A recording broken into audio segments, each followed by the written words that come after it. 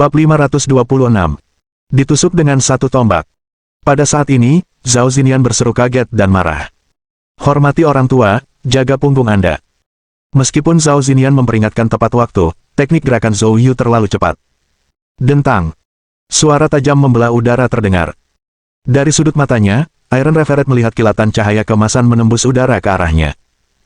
Dalam momen hidup dan mati, insting bertarung selama bertahun-tahun memungkinkan dia untuk langsung mengaktifkan pertahanan teknik kura-kura misterius. Saat diaktifkan, tombak itu menusuk dengan ganas ke punggung Iron Referee. Berdebar. Iron Referee merasakan sakit yang tak terlukiskan. Momen berikutnya. Suara pecahan terdengar, dan pada saat yang sama, Iron Referee merasakan sesuatu menembus tubuhnya.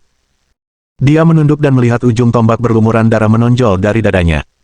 Ketidakpercayaan memenuhi mata Iron Referee. Melihat cahaya kemasan samar di ujung tombak, dia menunjukkan ketakutan yang hebat di matanya. Emas merah. Sebelum dia dapat menyelesaikan kalimatnya, tombak perunggu Zhou Yu terangkat, dan Iron Referee terlempar keluar. Tubuhnya terbanting keras ke tanah di bawah ring. Pada saat ini, seluruh area di sekitar ring menjadi sunyi senyap. Semua orang hanya menatap tercengang pada pemuda dengan tombak panjang di cincinnya. Satu tombak telah menembus teknik kura-kura misterius, yang terkenal di seluruh dunia. Adegan itu sungguh menyayat hati dan mengejutkan. Setelah beberapa detik, tiba-tiba, teriakan gembira yang keras terdengar. Bagus, hebat sekali. Wei Wuya menatap Zhou Yu di atas ring, wajahnya penuh kegembiraan. Zhou Yu sebenarnya telah berhasil menerobos teknik kura-kura misterius milik seorang elit dari keluarga Zhao di ibu kota dengan kultivasi alam bawaannya. Itu sungguh tidak dapat dipercaya. Sebagai kepala paviliun bela diri, dia telah melihat terlalu banyak bakat muda. Namun Zhou Yu sangat berbeda. Selama 100 tahun terakhir, Wei Wuya hanya melihat bakat yang begitu mengerikan pada satu orang lainnya. Itu adalah tinju langit, Luo Zhendong. Teriakan persetujuan Wei Wuya membangunkan yang lain. Yang Siwu, Luo Moyan, Qin Lan, dan lainnya, begitu mereka sadar, semuanya menunjukkan tanda-tanda kegembiraan. Di sisi lain, wajah Zhao Xinyan berubah sangat jelek. Dia segera bergegas membantu Iron Referee berdiri. Namun dia mendapati tubuh Iron Referee telah tertusuk, yang mana itu sendiri bukanlah cedera yang parah. Akan tetapi, tulang belakang Iron Referee hancur total, bahkan tulangnya pun terekspos. Melihat pemandangan ini, Zhao Xinyan merasakan gelombang kegelapan di depan matanya. Dengan cedera yang begitu serius, apakah dia masih bisa disembuhkan? Zhao Xinyan segera mengeluarkan pil obat yang dibawanya dan memasukkannya ke mulut Iron Referee. Sementara di belakang Zhao Xinyan, wajah semua orang menunjukkan ekspresi ketakutan. Lin Zhaoxuan yang sebelumnya berteriak di hadapan Zhou Yu, kini menjadi pucat pasi dan seluruh tubuhnya gemetar. Dia dipenuhi dengan penyesalan, berpikir bahwa jika bahkan keluarga Zhao di ibu kota berulang kali dikalahkan oleh Zhou Yu, apa yang bisa diandalkan keluarga Lin? Sekarang semuanya sudah berakhir. Pada saat itu, Zhou Yu tiba-tiba berbalik, tombak perunggu mengarah langsung ke Yu Fengtian. Presiden Yu, saya datang ke kompetisi seni bela diri ini atas undangan Anda. Aku belum sempat bertarung sepuasku sekarang, jadi mari kita bertarung lagi, kata Zhou Yu. Wajah Yu Fengtian langsung berubah sangat tidak sedap dipandang. Iron Referee dilumpuhkan oleh Zhou Yu hanya dengan 2 tombak, apa yang mungkin dia gunakan untuk melawan Zhou Yu? Ini bukan sekadar mengirim diri sendiri menuju kematian tanpa tujuan. Zhou Yu. Senyum tersungging di wajah Yu Fengtian. Di antara kami, sebenarnya tidak ada kebencian yang mendalam. Perintah untuk berurusan dengan keluarga Lin dari Yancheng datang dari keluarga Zhao di ibu kota, saya tidak punya pilihan lain. Petik 2. Namun, selama bertahun-tahun ini, aku belum sepenuhnya menentang keluarga Lin dari Yancheng, kau pasti tahu itu. Lagi pula, kau sudah membunuh banyak orang dari asosiasi letianku, jadi kebencian di hatimu seharusnya sudah berkurang, kan? Bagaimana kalau kita meletakkan senjata kita dan membahas masalah ini untuk melihat bagaimana cara menyelesaikannya? Yu Fengtian telah menyadari bahwa kebangkitan Zhou Yu tidak dapat dihentikan. Terlebih lagi, dia masih berada di alam bawaan saat ini. Bagi seorang jenius seperti Zhou Yu, melangkah ke alam suci hanyalah masalah waktu. Memikirkannya saja sudah membuat kulit kepala Yu Fengtian mati rasa. Kalau dia saja sebegitu tangguhnya di alam bawaan, betapa mengerikan dan hebatnya hal itu saat dia melangkah ke alam suci. Jadi, Yu Fengtian benar-benar kehilangan keinginan untuk terus melawan Zhou Yu. Zhou Yu berkata, dengan senyum yang tidak sepenuhnya merupakan senyum berunding. Itu bukan hal yang mustahil. Tapi itu tergantung pada ketulusan Presiden Yu. Yu Fengtian menghela napas lega, asalkan Zhou Yu bersedia bernegosiasi. Dia segera berkata, Zhou Yu, kau yang tentukan persyaratannya. Zhou Yu mengangguk. Atas kerugian yang diderita oleh Paman Qin, Direktur Lu, dan perusahaan Huan Yu selama 3 hari ini, termasuk tekanan emosional, semuanya harus diberi ganti rugi 10 kali lipat. Semua properti di bawah nama Asosiasi Letian akan diserahkan kepada manajemen Huan Yu Corporation. Asosiasi Letian hanya akan mempertahankan 30% kepemilikan saham dan hanya dapat menerima dividen, tanpa keterlibatan apapun dalam manajemen. Setelah mendengar permintaan Zhou Yu, kulit Yu Fengtian berubah sangat tidak sedap dipandang. Dia menatap Zhou Yu. Zhou Yu, bukankah ini permintaan? Agak berlebihan. Tuntutan awal Zhou Yu adalah agar semua aset Asosiasi Letian dikumpulkan dengan susah payah selama puluhan tahun. Ini seperti mulut singa yang terbuka lebar. Zhou Yu berkata dengan acuh tak acuh. Ini adalah ketentuan saya, tidak ada ruang untuk negosiasi. Jika Anda tidak setuju, lupakan saja. Petik 2. Kilatan dingin melintas di mata Yu Fengtian, tetapi dia segera menutupinya. Dia memasang ekspresi berjuang, tetapi setelah beberapa saat, dia menggertakkan giginya dan berkata, Baiklah, aku setuju. Petik 2. Zhou Yu mengangguk puas, lalu mengalihkan pandangannya ke arah Lin Zhaoxuan. Lin Zhaoxuan gemetar seluruh tubuhnya, dan matanya tanpa sadar menunjukkan permohonan belas kasihan. Zhou Yu, keluarga Linku di kota provinsi dan keluarga Lin di Yancheng awalnya satu keluarga, sekarang kau menantu keluarga Lin di Yancheng, kita semua keluarga, kau tahu. Keluarga. Zhou Yu mengejek. Itu berbeda dari apa yang baru saja kamu katakan. Saya. Cukup, hentikan omong kosongnya. Aku memberimu waktu 3 hari untuk menyerahkan semua harta keluarga Lin. Paman Qin akan mengambil alih sementara. Petik 2.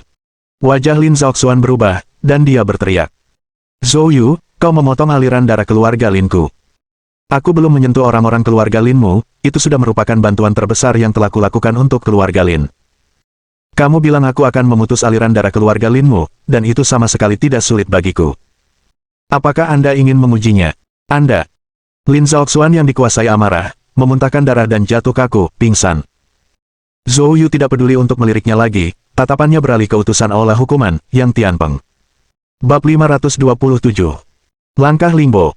Menjadi sasaran Zhou Yu, Yang Tianpeng merasakan hawa dingin muncul dari lubuk hatinya. Dia hendak mengucapkan ancaman, tetapi Zhou Yu tidak memberinya kesempatan berbicara. Sosoknya lenyap dari tempatnya dalam sekejap. Wajah Yang Tianpeng berubah drastis, dan dia langsung mundur cepat. Namun, kecepatan Zhou Yu terlalu cepat, dan dia muncul di depannya dalam sekejap. Ledakan. Nether Fire Truki meledak dan langsung menyerangnya. Yang Tianpeng menjerit kesakitan saat ia terpental mundur. Yang Tianpeng merupakan seorang master dari alam suci. Menghadapi Zhou Yu, dia mungkin tidak akan mampu menang, tetapi setidaknya dia dapat bertahan untuk sementara waktu. Akan tetapi, kejadian saat Zhou Yu mengalahkan Iron Zone sebelumnya telah sangat mengguncangnya, sedemikian rupa sehingga ketika melihat Zhou Yu bergerak, dia pun panik dan reaksi pertamanya adalah melarikan diri. Akibatnya, dia terluka parah oleh Zhou Yu dalam satu serangan. Kuan Yulong terkejut sekaligus marah. Zhou Yu, kamu keterlaluan. Tuan yang adalah utusan khusus balai hukuman, beraninya kau menyentuhnya. Tamparan. Zhou Yu berjalan langsung ke arah Kuan Yulong dan menamparkan wajahnya. Kuan Yulong langsung terpental. Zhou Yu sudah tidak senang dengan kedua orang ini, dan karena dia sudah menerima jaminan dari Qi Guochang dan Wei Wuya, dia tidak ragu untuk mengambil tindakan. Terlebih lagi, mengingat apa yang telah dilakukan Yang Tianpeng dan Kuan Yulong di negara Qin baru-baru ini, jika petinggi balai hukuman mengetahuinya, kemungkinan besar mereka juga tidak akan lolos begitu saja. Melihat Zhou Yu bertindak tegas dan kejam, Zhao Songqing juga panik, terus mundur sambil mencoba melarikan diri. Namun, pada saat itu, tatapan Zhou Yu tiba-tiba beralih padanya. Zhao Songqing begitu ketakutan hingga dia menggigil hebat dan terjatuh ke tanah. Zhou Yu melangkah ke arah Zhao Songqing. Apa kata-kata yang kau katakan kepada Qin Lan dan Sui Tianyu sebelumnya? Saya tidak mendengarnya dengan jelas, bisakah Anda mengulanginya? Wajah Zhao Songqing menjadi pucat, dan seluruh tubuhnya gemetar. Zhou Yu, izinkan aku memberitahumu. Aku dari keluarga Zhao di ibu kota, beraninya kau menyentuhku, apa kau tahu akibatnya? Selama kau membiarkanku pergi, aku menjamin keselamatanmu. Zhou Yu mencibir. Kamu benar-benar idiot. Zhou Yu tidak ingin membuang kata-kata lagi dengannya, ia hanya mengangkat tangannya dan menghantamkan ke kepala Zhao Songqing.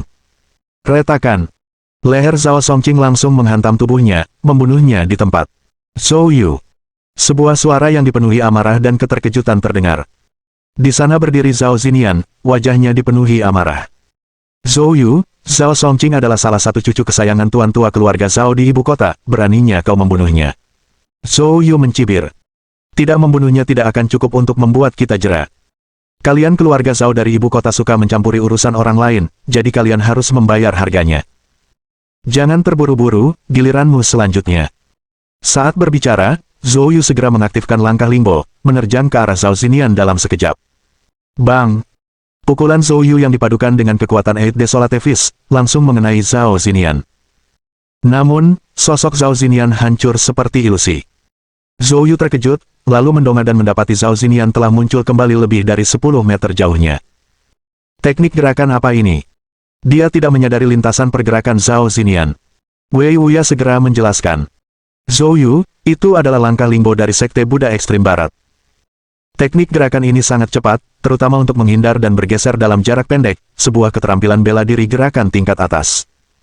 Jadi ini adalah langkah Lingbo. Dia memang pernah mendengar lelaki tua itu menyebutkan bahwa langkah Lingbo merupakan teknik rahasia Sekte Buddha Ekstrim Barat, dan dia tidak menyangka Zhao Zinian mengetahuinya.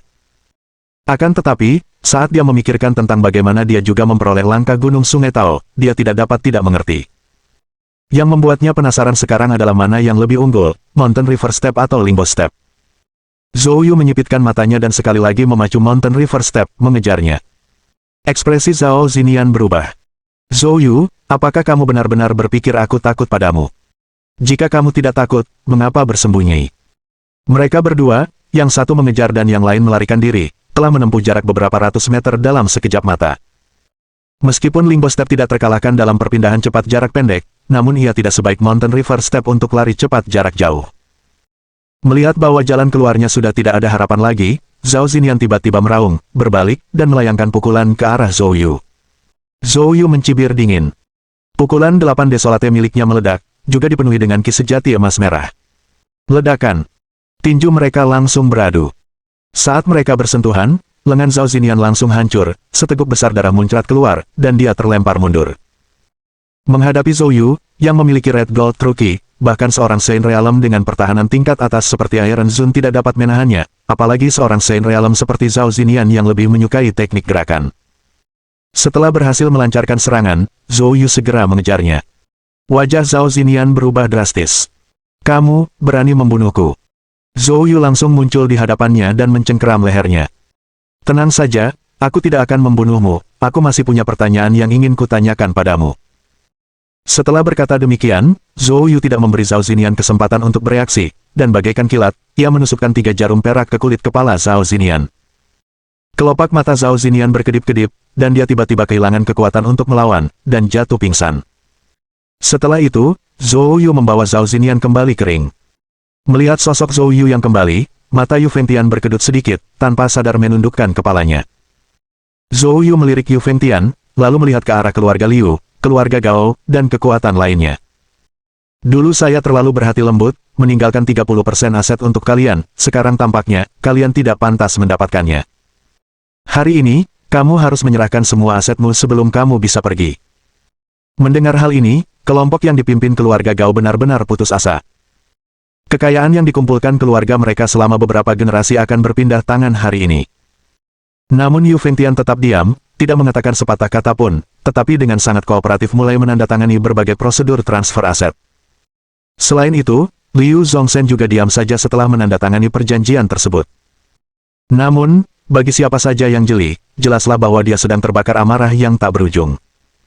Setelah lebih dari 3 jam, Yu Fengtian dan yang lainnya telah menandatangani semua jenis dokumen, dan mereka meninggalkan perkebunan dengan wajah muram. Setelah meninggalkan perkebunan, Yu Fengtian tiba-tiba memanggil semua orang untuk berhenti. Semuanya, datanglah ke rumahku untuk rapat, ada yang ingin kukatakan pada kalian. Yu Fengtian selama ini hanya diam saja, namun saat ia berbicara, ia langsung menyulut amarah mereka. Gao Yingxiang tidak dapat lagi menahan amarah di hatinya.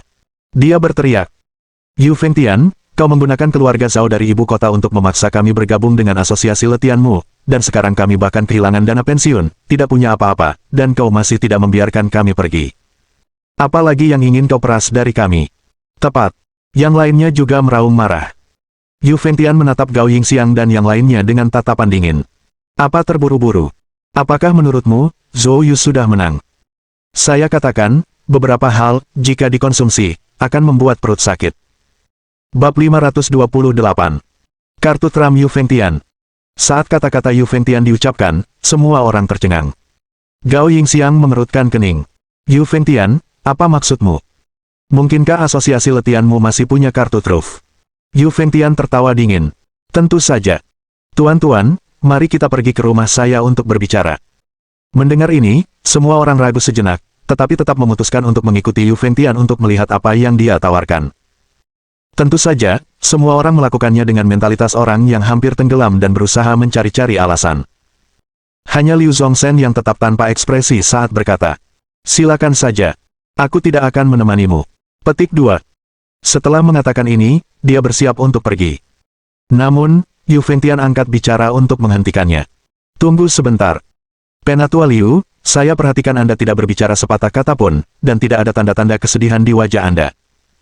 Kalau aku tidak salah, keluarga Liu pasti punya rencana tersembunyi juga. Petik 2.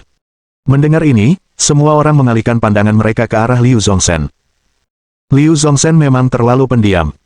Itu tidak sesuai dengan karakternya yang biasanya kurang ajar dan mendominasi. Liu Zongzhen tidak mencoba menyembunyikan apapun. Keluarga Liu memiliki seorang tetua tamu yang meninggal di tangan Zhou Yu. Dia berasal dari kekuatan besar di Haizu. Saya berencana untuk mengunjungi kekuatan itu secara pribadi. Sejauh pengetahuan saya, mereka tidak akan tinggal diam saja. Petik 2. Saya tidak percaya kalau Zhou Yu bisa membalikkan keadaan. Mendengar ini, banyak orang menunjukkan ekspresi kecewa. Mereka mengira keluarga Liu mempunyai kartu truf yang kuat, tidak menyangka itu hanyalah kekuatan besar dari Haizu. Keluarga Zhao dari ibu kota cukup kuat, bukan? Namun mereka juga tidak dapat berbuat apa-apa terhadap Zhou Yu. Sekarang, mereka mati rasa terhadap apa yang disebut kekuatan signifikan ini. Yu Fengtian tersenyum tipis dan berkata, dilihat dari perkataan kepala Liu, sepertinya Anda menaruh semua harapan Anda untuk pembalikan pada apa yang disebut kekuatan signifikan dari Haizu ini. Saya pikir Anda tidak seharusnya menaruh terlalu banyak ekspektasi, berdasarkan apa yang saya ketahui. Konflik antara kekuatan-kekuatan besar dari berbagai wilayah ini sangatlah brutal. Petik 2. Oleh karena itu, mereka tidak akan mudah berperang dalam urusan di negara Qin, apalagi sampai mengirimkan para ahli terbaiknya. Jika mereka hanya mengirim ahli biasa, apakah menurutmu mereka akan punya peluang melawan Zhou Yu? Alis Liu Zongzhen berkerut. Lebih baik kamu urus dirimu sendiri dulu. Jangan lupa, aset asosiasi letian Anda juga diambil alih oleh Zhou Yu. Petik 2. Yu Fengtian tiba-tiba melengkungkan sudut mulutnya. Saya ingin Zhou Yu mengambil semua aset asosiasi letian. Dia mungkin tidak pernah menyangka bahwa ketika dia mendapatkan aset-aset itu, dia sudah menggali kuburnya sendiri. Mendengar kata-kata itu, semua orang tercengang. Apakah Yu Fengtian sudah gila? Semua asetnya diambil oleh Zhou Yu, dan sekarang dia mengatakan bahwa Zhou Yu sedang menggali kuburnya sendiri. Liu Zongzhen mengerutkan kening dan berkata, Yu Fengtian, apa sebenarnya maksudmu? Yu Fengtian melirik semua orang, senyum dingin di bibirnya. Apakah kamu kenal, Skyfish, Luo Zhendong? Saat nama Luo Zhendong disebut, semua orang terguncang. Pria ini, yang dikenal sebagai pakar nomor 1 di negara Qin, adalah nama yang dikenal semua orang. Ketika Luo Zhendong disebutkan, Lin Zhaoxuan langsung memikirkan sesuatu. Ketua Yu, apakah Anda bermaksud memanfaatkan fakta bahwa Zhou Yu membunuh putra angkat Luo Zhendong untuk keuntungan Anda, untuk menggunakan tangan orang lain untuk menyerang? Jika itu rencanamu, aku hanya bisa bilang kau sangat naif. Sejauh yang aku tahu, meskipun Luo Zhendong menghargai putra angkatnya, dia tidak akan sampai membalas dendam dengan cara apapun, terutama sekarang karena Zhou Yu sedang berada di puncak kekuasaannya. Bahkan jika Luo Zhendong kembali, aku ragu dia akan membalas dendam. Petik 2. Mungkin mereka bisa menyelesaikannya dengan cara lain. Yu Fengtian melirik Lin Zhaoxuan. Dia tidak menyangka Lin Zhaoxuan begitu berpengetahuan. Dia tertawa dingin. Kepala keluarga Lin, apa yang kamu katakan mungkin ada benarnya. Namun, ada sesuatu yang tidak kamu ketahui. Luo Zhendong adalah salah satu pemegang saham terbesar di balik asosiasi letian, dan sebagian aset di bawah asosiasi tersebut merupakan warisan yang ditinggalkan oleh orang tuanya. Dia sangat menghargai aset itu, tetapi terlalu sibuk membalas dendam atas kematian orang tuanya daripada mengelola aset-aset tersebut, jadi dia mempercayakannya kepada asosiasi letian. Petik 2. Beberapa waktu lalu, saya bertemu dengannya. Dia mengatakan kepada saya bahwa hal pertama yang akan dia lakukan setelah keluar dari pengasingan adalah pergi ke Haizu untuk menemukan orang-orang yang bertanggung jawab atas pembunuhan orang tuanya, dan kemudian membunuh mereka dengan tangannya sendiri. Setelah mendengar ini, semua orang tercengang. Tidak seorang pun menyangka bahwa Luo Zhendong yang terkenal dari negara Qin adalah orang seperti itu. Mereka bahkan kurang menduga bahwa asosiasi letian akan memiliki hubungan seperti itu dengan pakar nomor 1 negara Qin ini. Pada saat ini, Liu Zongzhen, Gao Yingxiang, dan yang lainnya juga tiba-tiba mengerti. Tidak heran Yu Fengtian tidak banyak melawan ketika Zhou Yu menuntut semua asetnya. Sejak saat itu, Yu Fengtian mulai merencanakan melawan Zhou Yu. Sekarang, senyum dingin dan mengejek tersungging di bibir Yu Fengtian. Sekarang, apakah kamu mengerti? Begitu Luo Zhendong kembali dan mengetahui bahwa warisan orang tuanya telah dirampas oleh Zhou Yu, bagaimana menurutmu, apakah dia akan membiarkan Zhou Yu pergi? Mendengar ini, Liu Zongzhen dan yang lainnya menunjukkan ekspresi kegembiraan. Jika Luo Zhendong mengambil tindakan dan membunuh Zhou Yu, maka mereka mungkin benar-benar memiliki kesempatan untuk membalikkan keadaan. Lebih jauh lagi, ini mungkin satu-satunya kesempatan bagi mereka untuk melakukannya. Berpikir demikian, Lin Zhaoxuan memimpin dan berkata, "Ketua Yu, jika keluarga Lin saya bekerja sama sepenuhnya dengan Anda dan mengikuti perintah Anda, setelah kematian Zhou Yu, dapatkah Anda mengembalikan semua aset keluarga Lin kami?" Liu Zongzhen dan Gao Yingxiang juga bertanya. Dan kedua keluarga kita juga. Yu Fengtian menyipitkan matanya, dingin di dalam. Kalau saja bukan karena kebangkitan Zhou Yu yang tiba-tiba, dia pasti sudah menelan habis orang-orang tua bodoh ini. Dia tidak akan pernah mengizinkan mereka bernegosiasi dengannya sekarang. Namun, mengingat keluarga Liu, keluarga Gao, dan keluarga Lin, meskipun kehilangan aset, masih bisa berguna dengan koneksi dan pengaruh mereka. Yu Fengtian menunjukkan senyum berseri-seri.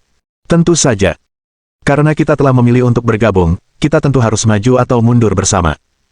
Jadi, tidak perlu panik. Anak itu, Zhou Yu, tidak akan bisa melompat-lompat lama-lama. Petik 2. Bab 529. Tanah Roh Tanpa Pemilik.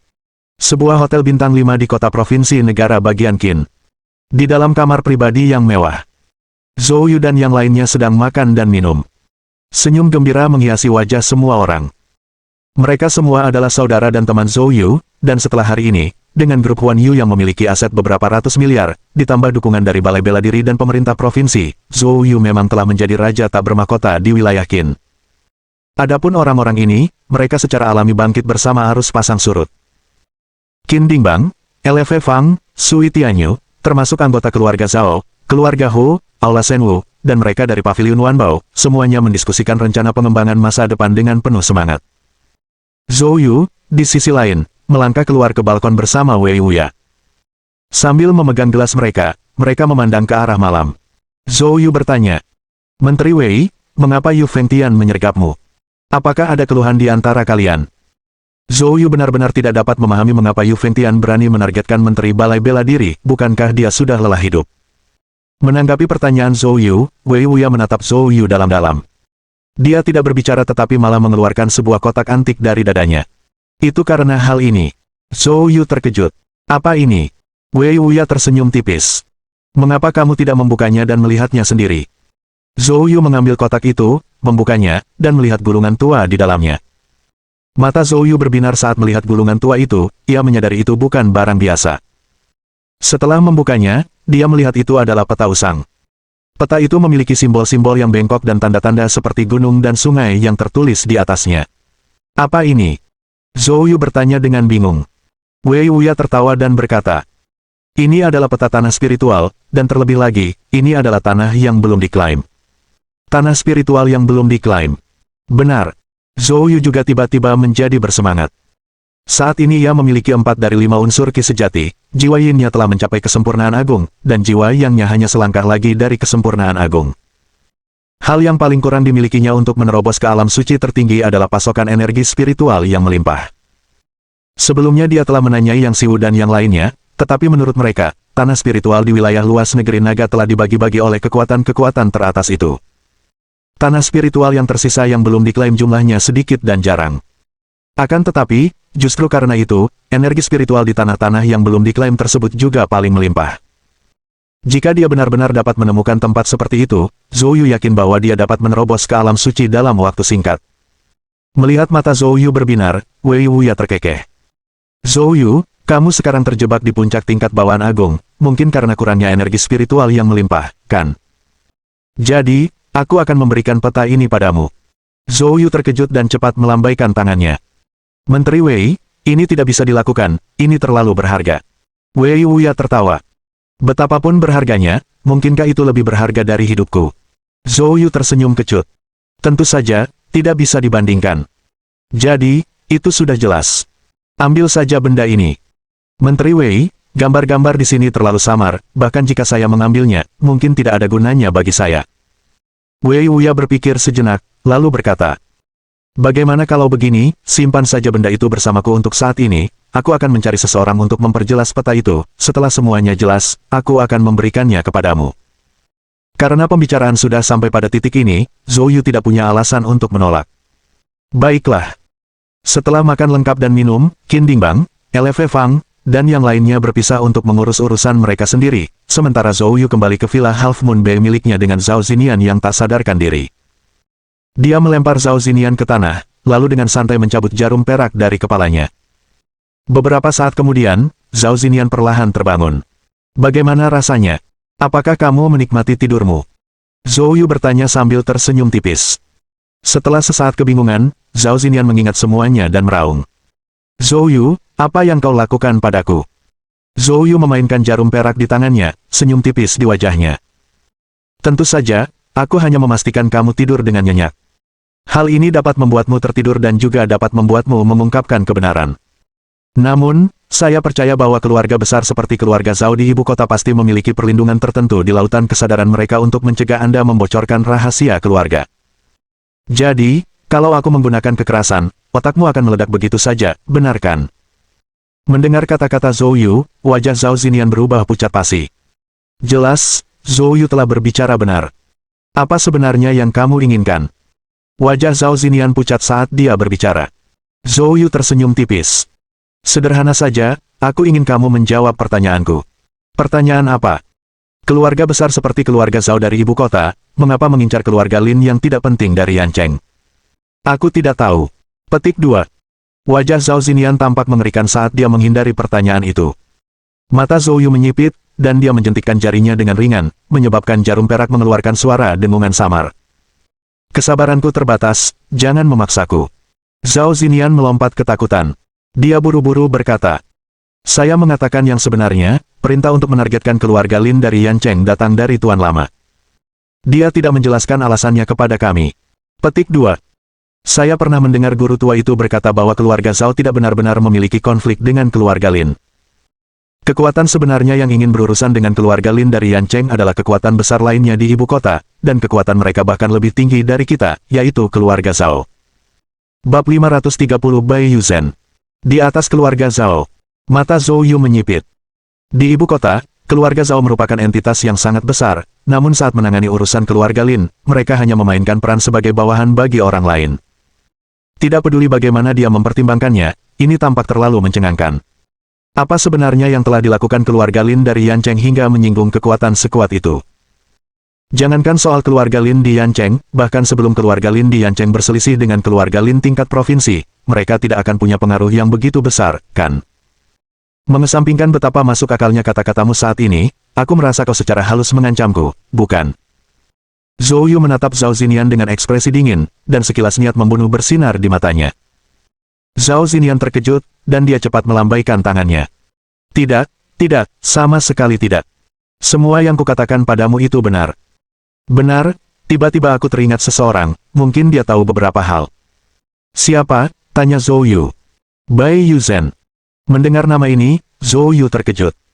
Bai Yuzhen dari keluarga Yancheng Lin, istri Lin Wanhao. Ya, tepat sekali dia.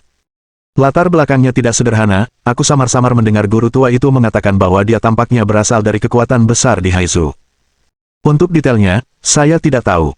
Mendengar apa yang dikatakan Zhao Zinian, hati Zhou Yu sangat tersentuh. Dalam keluarga Yancheng Lin, Bai Yuzhen adalah karakter yang mudah diabaikan. Karena Lin Chaodong dan putranya Lin Wanhao merupakan tokoh yang sangat dominan, dan Lin Luoluo bahkan lebih tidak diragukan lagi, unggul dalam penampilan dan kemampuan di antara teman-temannya. Dalam keluarga seperti itu, mudah untuk mengabaikan kehadiran Bai Yuzhen. Namun sekarang, jika kita merenungkannya, Zhou Yu tiba-tiba menyadari bahwa sejak ia memasuki keluarga Lin Yancheng, selain Lin Chaodong, Bai Yuzhen adalah orang yang paling menerimanya. Lin Chaodong melakukannya karena hubungannya dengan orang tua itu, yang dapat dimengerti. Namun Bai Yuzhen tidak mengetahui keberadaan lelaki tua itu. Namun, dia bertindak sebagai pelumas berkali-kali, meredakan hubungannya dengan orang-orang keluarga Lin, dan dia sangat menyetujuinya, bahkan di bawah keyakinan yang keliru bahwa dia adalah seorang cabul yang melecehkan Lin Luoluo dan di tengah-tengah pengucilan ekstrim dari Lin Wanhao dan Lin Luoluo. Belum lagi, seringkali, cara Bai Yuzhen bersikap membuatnya merasa sangat nyaman. Mengingat semua ini, Zhou Yu tiba-tiba menyadari bahwa Bai Yuzhen sama sekali tidak sederhana. Zhou Yu menenangkan gejolak dalam hatinya dan menyipitkan matanya, menatap Zhao Zinian. Melalui sentuhan ilahi, dia bisa merasakan napas dan detak jantung Zhao Zinian, dia tampaknya tidak berbohong. Zhou Yu, aku sudah menceritakan semua yang aku tahu. Aku tidak mengancammu, tapi jika kau benar-benar membunuhku, keluarga Zhao pasti tidak akan membiarkannya begitu saja. Zhou Yu mengangkat sebelah alisnya. Jadi maksudmu, jika aku melepaskanmu, masalah pembunuhan Zhao Songqing akan dilupakan oleh keluarga Zhao. Wajah Zhao Zinian menegang. Dia menunjukkan ekspresi kesulitan, dan setelah waktu yang lama, dia menggertakkan giginya dan berkata, "Selama kau tidak membunuhku, aku akan menemukan cara untuk menutupi kejadian ini."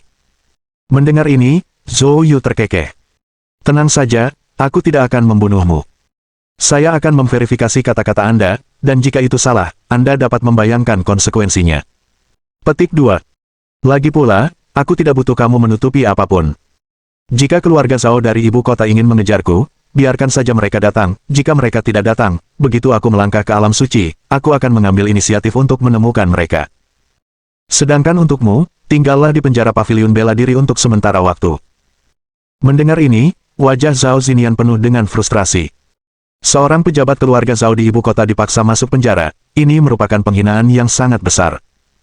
Namun, dia tidak punya kekuatan untuk melawan. Zhao Zinian sangat marah hingga muntah darah. Zhou Yu langsung menelepon Wei Wuya, dan dalam waktu singkat, Wu Yue dan Lu Xiuying secara pribadi datang untuk membawa pergi Zhao Zinian. Setelah semua ini, Zhou Yu berencana untuk kembali ke Yancheng untuk berkunjung. Perjalanan ke kota provinsi ini berlangsung lebih dari sebulan. Namun, bulan lalu tidaklah sia-sia. Dia telah mengumpulkan sebagian besar pasukan di kota provinsi untuk digunakannya, memperkuat keamanan perusahaan Yancheng Lin lebih jauh lagi. Setidaknya, tidak ada kekuatan lokal di Qinzhou yang berani mengambil tindakan terhadap perusahaan Yancheng Lin lagi. Sedangkan untuk provinsi lain, selain ibu kota dan Haizhou, akan sulit bagi pasukan negara lain untuk terlibat. Kepulangannya ke Yancheng, tujuan utamanya adalah untuk menemui Bai Yuzhen, untuk melihat apakah dia bisa belajar beberapa hal tentang keluarga Lin darinya. Sebelum berangkat, Zhou Yu tentu harus mengucapkan selamat tinggal kepada Wei Wuya, Qi Guochang, dan lainnya. Setelah mengucapkan selamat tinggal, Zhou Yu bersiap untuk kembali ke Yancheng. Tetapi tepat pada saat itu, telepon genggamnya tiba-tiba berdering. Zhou Yu mengeluarkan ponselnya dan melihat bahwa itu adalah panggilan dari Tang Long. "Zhou, apakah Anda punya waktu sekarang? Aku punya permintaan padamu," kata Tang Long. Zhou Yu baru-baru ini berhadapan dengan kekuatan seperti Asosiasi Letian dan keluarga Zhao di ibu kota, jadi tingkat pengaruh Tang Long tidak lagi membantu. Jadi, Zhou Yu tidak melihat Tang Long selama beberapa waktu. Meskipun begitu, Zhou Yu tetap memiliki pandangan baik terhadap Tang Long. Ketika pertama kali datang ke kota provinsi itu, Tang Long merupakan orang pertama yang secara proaktif berpihak padanya.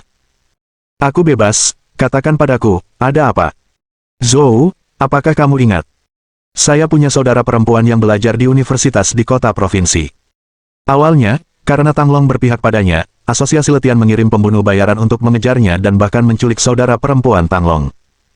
Zhou Yu tentu saja mengingatnya. "Saya ingat, apa yang terjadi. Saya tidak tahu detailnya, tetapi dia tampaknya menghadapi pengusiran dari presiden universitas. Presiden universitas kota provinsi tidak kalah berpengaruh dibandingkan gubernur, dan orang seperti saya yang bergaul dengan dunia bawah, tidak mungkin bisa mencapai seseorang setingkat ini. Jadi, aku hanya bisa meminta bantuanmu." Petik 2. Setelah berpikir sejenak, Zhou Yu setuju. "Di mana dia? Bawa aku padanya." Bab 531. Skandal foto telanjang. Tak lama kemudian, Tang Long secara pribadi menjemput Zhou Yu, dan mereka berdua langsung menuju ke Universitas Kota Provinsi. Dalam perjalanan, Zhou Yu bertanya dengan rasa ingin tahu. Tang Long, apakah gadis ini saudara kandungmu? Tang Long menggelengkan kepalanya dan berkata, Zhou, saya tidak punya keluarga. Bebe bukan saudara perempuan kandungku, dia yatim piatu. Saat saya bertemu dengannya, dia baru berusia kurang dari 5 tahun, ditinggalkan di sebuah bangunan yang belum selesai, sakit seluruh tubuh, dan hampir tidak bernapas. Setelah itu, aku membawanya bersamaku. Petik 2. Selama bertahun-tahun, saya selalu memperlakukannya seperti saudara perempuan saya sendiri, membantunya berobat, membiayai pendidikannya, dan tidak pernah membiarkannya terlibat dalam urusan dunia bawah. Saya hanya berharap suatu hari nanti dia bisa menikah dengan keluarga baik-baik, dan tidak berakhir seperti saya. Zhou Yu menunjukkan ekspresi kagum. Dia merasa Tang Long memiliki temperamen yang unik saat pertama kali bertemu dengannya. Gangster biasa tidak akan bertindak seperti dia. Tak lama kemudian, keduanya tiba di sekolah. Di sudut sekolah yang terpencil, Tang Long menemukan saudara perempuannya. Dia adalah seorang gadis bertubuh ramping, kurus, dan sangat cantik. Dia tampak baru berusia 18 atau 19 tahun. Saat itu, dia meringkuk di pojok sambil menangis dalam diam. Melihat adiknya menangis seperti ini, bos dunia bawah, Tang Long, dengan cemas bergegas menghampiri seperti gadis kecil. Bebe, ada apa? Apa yang telah terjadi? Katakan padaku dengan cepat. Tang Bebe, dengan mata berkaca-kaca, mendongak dan berkata dengan sedih. Foto-foto yang ada di internet, itu bukan saya. Petik 2. Tang Long bertanya dengan mendesak. Apa yang sedang kamu bicarakan? Wajah Tang Bebe dipenuhi air mata, dan dia kesulitan berbicara. Saat itu, sekelompok anak laki-laki yang lewat melihat Tang Bebe. Lihat, bukankah itu gadis dari skandal itu, Tang Bebe? Wah, ternyata dia, aku nggak ngangka kalau orang yang biasanya kelihatan polos banget bisa jadi liar di ranjang. Hehe, polos banget sih, cuma harganya aja yang nggak pas. Jika uangnya ada, posisi apapun bisa diambil.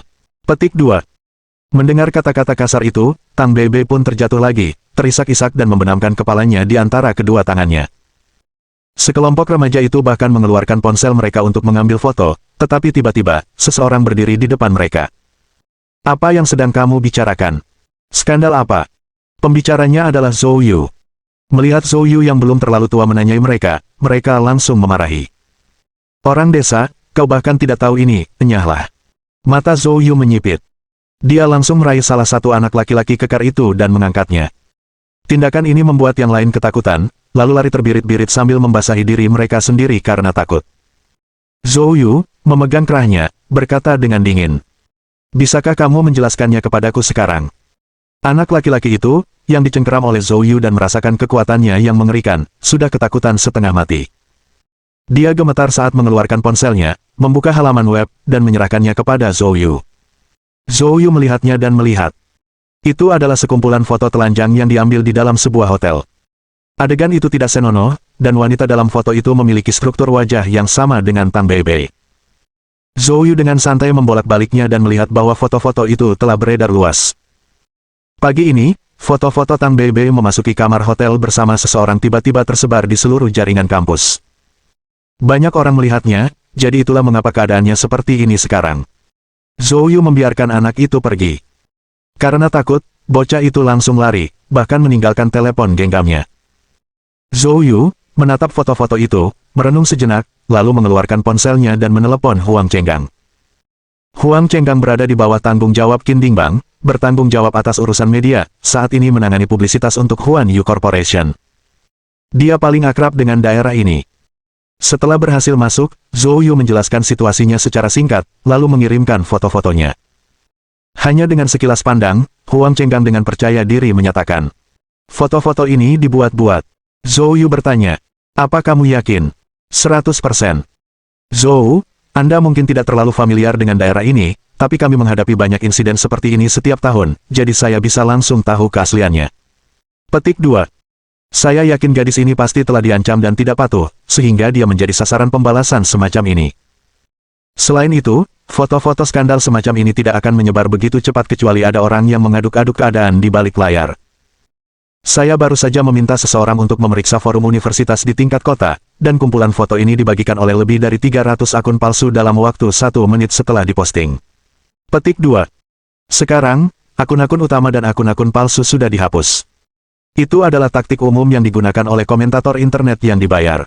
Petik 2. Jadi, tidak diragukan lagi ini adalah balas dendam. Mata Zhou Yu menyipit.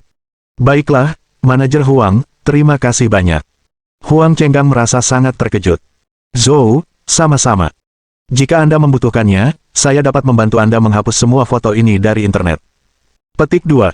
Zhou Yu mengangguk dan berkata, juga, carilah seorang profesional untuk membantu saya menyusun pernyataan yang membuktikan bahwa masalah ini direkayasa secara jahat dan serahkan pernyataan tersebut ke sekolah. Tidak masalah. Setelah menutup telepon, Zhou Yu mendekati Tang Long dan saudara perempuannya. Pada titik ini, Tang Beibei membenamkan kepalanya di antara lututnya, tidak mau melihat ke atas. Sementara itu, Tang Long menatap foto-foto daring dengan marah. Apa sebenarnya yang terjadi? Zhou Yu angkat bicara.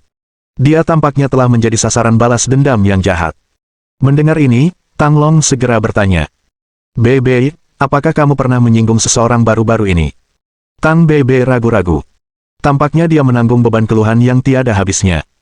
Kak, aku nggak mau kuliah di sini lagi, kurasa aku harus berhenti kuliah saja. Beibei, apa yang sebenarnya terjadi? Katakan padaku, dan aku pasti akan membelamu. Petik 2. Tang Beibei, dengan air mata di matanya, menggelengkan kepalanya dan berkata, Kakak, pengaruh mereka sangat besar, aku tidak bisa mengatakannya. Tang Long menjadi semakin cemas, tetapi tidak berdaya saat itu. Saat itu, sebuah suara datang. Beibei, apa kabar? Sudah kubilang, wanita manapun yang tidak mematuhiku, Helun, akan kubuat hidupnya sengsara. Petik 2. Sekarang, apakah kamu sudah merasakan rasanya? Bab 532. Keluarga Hedi Haizu. Mendengar suara ini, Zhou Yu menoleh untuk melihat. Sekelompok mahasiswa berjalan mendekat. Pembicaranya adalah seorang mahasiswa laki-laki bertubuh tinggi dengan seringai jahat dan sikap arogan. Melihat murid tersebut, Tang Long yang sudah mendidih amarahnya, akhirnya menemukan jalan keluar atas amarahnya. Tubuh besar Tang Long menyerang langsung ke arah siswa yang mengaku sebagai Helun. Dia mencengkeram kerah Helun. Sialan, ini kamu, dasar bajingan kecil, yang menindas adikku, ya. Melihat Tang Long bergerak, Tang Beibei menjadi panik. Tang Long berteriak dengan marah. Beibei, jangan takut. Kakak akan membela kamu. Apakah itu dia? Pada saat ini, Helun tidak menunjukkan sedikit pun rasa takut, melainkan malah tersenyum mengejek. Kamu pasti saudara Tang Beibei, Tang Long, kan? Aku kenal kamu. Lebih baik kau biarkan aku pergi dengan baik, atau aku tidak bisa menjamin keselamatanmu. Kata-kata ini hanya membuat Tang Long marah. Dasar bocah nakal, berani sekali kau bertingkah begitu berani di depanku. Helun tertawa menghina. Lebih baik kau tanyakan pada kakakmu siapa aku. Kau pikir kau bisa menyentuhku? Aku akan bertanya pada ibumu. Marah, Tang Long hendak menyerang. Akan tetapi, Tang Beibei, dengan wajah pucat, mati-matian berpegangan pada Tang Long. Kakak, kumohon jangan. Keluarganya berkuasa di Haizu. Saat itu, Tang Long yang diliputi amarah, tidak dapat mendengarkan kata-katanya, dan tiba-tiba menamparkan murid itu. Tepat pada saat itu, suara angin kencang terdengar oleh mereka. Tang Long, yang belum sempat bereaksi, dihantam oleh kekuatan dahsyat, wajahnya memucat, dan dia terhuyung mundur lebih dari 10 langkah sebelum akhirnya bisa menstabilkan diri. Dia mendongak dan melihat seorang lelaki tua di samping Helun. Orang tua ini memiliki ekspresi dingin dan aura yang mengerikan, yang membuat bulu kuduk meremang. Seorang ahli alam bawaan. Wajah Tang Long menunjukkan keterkejutan, bagaimana mungkin seorang pelajar biasa bisa ditemani oleh seorang pakar yang begitu tangguh. Pada saat itu, Helun berkata dengan senyum jahat. Tuan Lu, bawa saudaranya pergi untukku. Saya tidak percaya dia tidak akan mematuhinya. Petik 2. Tanpa berkata-kata lagi, Guru Lu bergerak untuk mengambil tindakan terhadap Tang Long. Pada saat itu, Zhou Yu melangkah maju, menghalangi di depan Tang Long. Melihat Zhou Yu yang tiba-tiba muncul, Guru Lu secara naluriah berhenti, menatap Zhou Yu dengan campuran rasa terkejut dan ketidakpastian. Meskipun Zhou Yu tidak memperlihatkan aura apapun, Guru Lu secara naluriah merasakan bahwa pemuda ini bukanlah orang biasa. Karena tidak sabar menunggu Tuan Lu bertindak, Helun tidak bisa menunggu lebih lama lagi. Apa-apaan ini? Dari mana datangnya sampah kecil ini? Enyah. Petik 2. Tamparan. Zhou Yu mengirim tamparan ke udara. Walaupun Guru Lu langsung menyadari ada sesuatu yang tidak beres dan mencoba menghalangi, kekuatan ki sejati Zhou Yu membuatnya terhuyung-huyung, mendarat tepat di wajah Helun. Helun menjerit, terlempar ke udara, dan menabrak tong sampah di dekatnya, sambil berteriak kesakitan. Menutupi wajahnya, Helun berusaha berdiri, sambil berteriak dengan marah. Tuan Lu, apa yang sebenarnya sedang Anda lakukan? Mengapa kamu tidak melawan? Namun, wajah Tuan Lu berubah sangat muram saat dia menatap Zhou Yu dan berkata dengan muram. Kami dari keluarga He di Haisu. Tuan ini adalah putra kepala keluarga kami. Siapa keberani memukul putra keluarga He? Zhou Yu menjawab dengan dingin. Aku tidak peduli apakah kamu dari keluarga He atau keluarga Li. Apakah dia yang menyebabkan masalah bagi Bei Bei? Harus ada penjelasan untuk ini. Kalau tidak, dia tidak akan pergi kemanapun hari ini. Saat Helun menjerit kesakitan dan semakin marah, dia berteriak. Dasar bajingan kecil, keluargaku punya ahli dari alam suci, kalau berani menyentuhku, kau pasti mati. Mendengar ini, kilatan dingin melintas di mata Zhou Yu. Pada saat yang sama, aura dominasi meledak darinya, langsung terkunci pada Helun. Pada saat itu, Helun merasakan tekanan yang luar biasa, seakan-akan gunung Tai sedang menimpanya, dia tidak bisa bernapas. Berjuang mati-matian, teror memenuhi matanya. Guru Lu. Guru Lu juga merasakan aura yang menakutkan. Sekalipun dia telah menyadari keunikan Zhou Yu, kekuatan penindas ini masih mengguncangnya sampai ke akar-akarnya. Namun, dia tidak bisa hanya melihat Helun mati. Dia langsung mencoba melawan. Tepat pada saat itu, Zhou Yu tiba-tiba membuka mulutnya. Mengaum. Ledakan sonik yang memekakkan telinga meletus. Guru Lu yang melindungi Helun tertegun, pikirannya menjadi kosong. Yang dirasakannya hanyalah rasa sakit yang menyiksa, seakan-akan jiwanya sedang tercabik-cabik. Dia memegangi kepalanya dengan penuh rasa sakit, bertahan kurang dari 3 detik sebelum pingsan. Helun tercengang. Dia terjatuh ke tanah sambil gemetar. Zhou Yu menarik kembali raungan iblisnya. Dia menatap Helun dengan dingin. Ini hanya pelajaran sederhana. Kamu harus mengakui telah menjebak Tang Bei Bei di depan semua guru dan murid malam ini, kalau tidak, aku janji, kamu juga akan jadi idiot. Ingat kata-kataku, sekarang pergilah. Helun yang ketakutan, lari terbirit-birit sambil mengompol di celana karena takut. Tang Long mengucapkan terima kasih sebesar-besarnya padanya. Sekarang, Tang Bei Bei juga menyadari bahwa Zhou Yu jauh dari biasa-biasa saja. Tang Long buru-buru memperkenalkan. Bei Bei, ini Zhou Yu. Terakhir kali Anda diculik, itu adalah Tuan Zhou yang mengintimidasi mereka, yang menyebabkan pembebasanmu. Petik 2. Zhou terlalu sibuk untuk mengucapkan terima kasih secara langsung. Bei Bei, cepat ucapkan terima kasih kepada Tuan. Tang Bei Bei buru-buru mengungkapkan rasa terima kasihnya dengan sopan. Kakak Zhou Yu, terima kasih. Setelah mengetahui latar belakang Tang Bei Bei yang tragis, Zhou Yu menjadi sangat menyukai gadis itu. Jangan khawatir, sekarang aku terlibat, aku akan menyelesaikannya sampai akhir. Fokus saja pada pelajaranmu. Mendengar ini, air mata kembali menggenang di mata Tang Bei Bei. Kepala sekolah sudah mengeluarkan saya. Bab 533. Kepala sekolah yang sombong. Zhou Yu tersenyum. Jangan khawatir, saya baru saja meminta seseorang untuk memeriksanya. Foto-foto yang daring semuanya hasil editan Photoshop. Aku akan membawamu menemui kepala sekolah sekarang dan menunjukkan bukti-bukti di hadapannya, dia akan mengerti. Petik 2. Mendengar ini, mata Tang Bei Bei yang berkaca-kaca berbinar penuh harapan. Saudara Zhou Yu, benarkah? Zhou Yu tersenyum sedikit. Tentu saja. Saat itu, telepon Zhou Yu berdering. Itu adalah panggilan Huang Chenggang. Tanpa diduga, Huang Chenggang cukup cepat. Zhou Yu menjawab langsung. Pergilah ke kantor kepala sekolah, aku akan segera ke sana. Setelah menutup telepon, Zhou Yu berkata kepada Tang Long dan Tang Bei Bei. Bei Bei, bawa kami ke kepala sekolah. Tang Bei Bei segera menyeka air matanya dan mengangguk patuh. Beberapa menit kemudian, Zhou Yu dan yang lainnya tiba di pintu kantor kepala sekolah, tempat Huang Chenggang sudah menunggu. Ketika melihat Zhou Yu, dia segera maju dan berkata dengan hormat. Zhou Yu mengangguk. Semua sudah siap, Tuan. Zhou Yu kemudian mengetuk pintu kantor kepala sekolah. Sebuah suara berat menjawab. Zhou Yu dan yang lainnya mendorong pintu dan masuk. Mereka melihat seorang pria botak berusia 50-an duduk di belakang meja mahoni. Dalam perjalanan ke sini, Tang Bei Bei telah memperkenalkannya, namanya adalah Chang Anping, kepala sekolah mereka. Itu adalah pria di depan mereka. Melihat Zhou Yu dan yang lainnya masuk, Chang Anping mengerutkan kening. Kami adalah orang tua Tang Bei Bei, datang untuk berbicara dengan Anda tentang masalah Tang Bei Bei. Pada saat ini, Chang Anping juga memperhatikan Tang Bei Bei mengikuti mereka, dan alisnya berkerut lagi. Tindakan Tang Bebe telah sangat mencoreng reputasi sekolah. Saya sudah mengusirnya.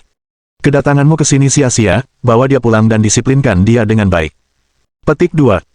Zhou Yu mengangkat kepalanya. Huang Chenggang segera membawa dokumen yang telah disiapkan dan meletakkannya di meja kepala sekolah. Zhou Yu berkata, "Kepala sekolah, berikut beberapa dokumen yang membuktikan bahwa Tang Bebe telah dijebak dengan jahat. Silakan lihat." Petik 2. Namun, Chang Anping bersandar di kursinya, mendengus dingin. Pihak sekolah sangat menyadari hal-hal spesifik. Tidak ada pembingkaian yang terlibat, tidak perlu diskusi lebih lanjut. Petik 2. Zhou Yu mengerutkan keningnya. Kepala sekolah, buktinya kuat. Apakah kamu tidak mengerti kata-kataku? Pergi segera, atau aku akan memanggil petugas keamanan untuk mengusirmu. Zhou Yu bermaksud menyelesaikan masalah ini secara sopan.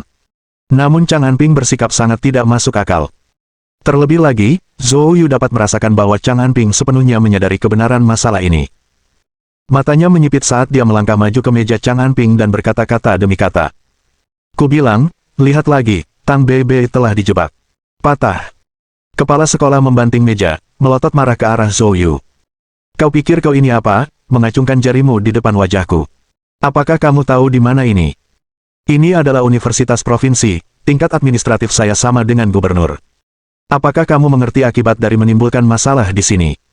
Tepat pada saat itu, seseorang terhuyung-huyung masuk ke kantor. "Paman Chang, seseorang menyerangku di sekolah, kamu harus membalas dendam untukku."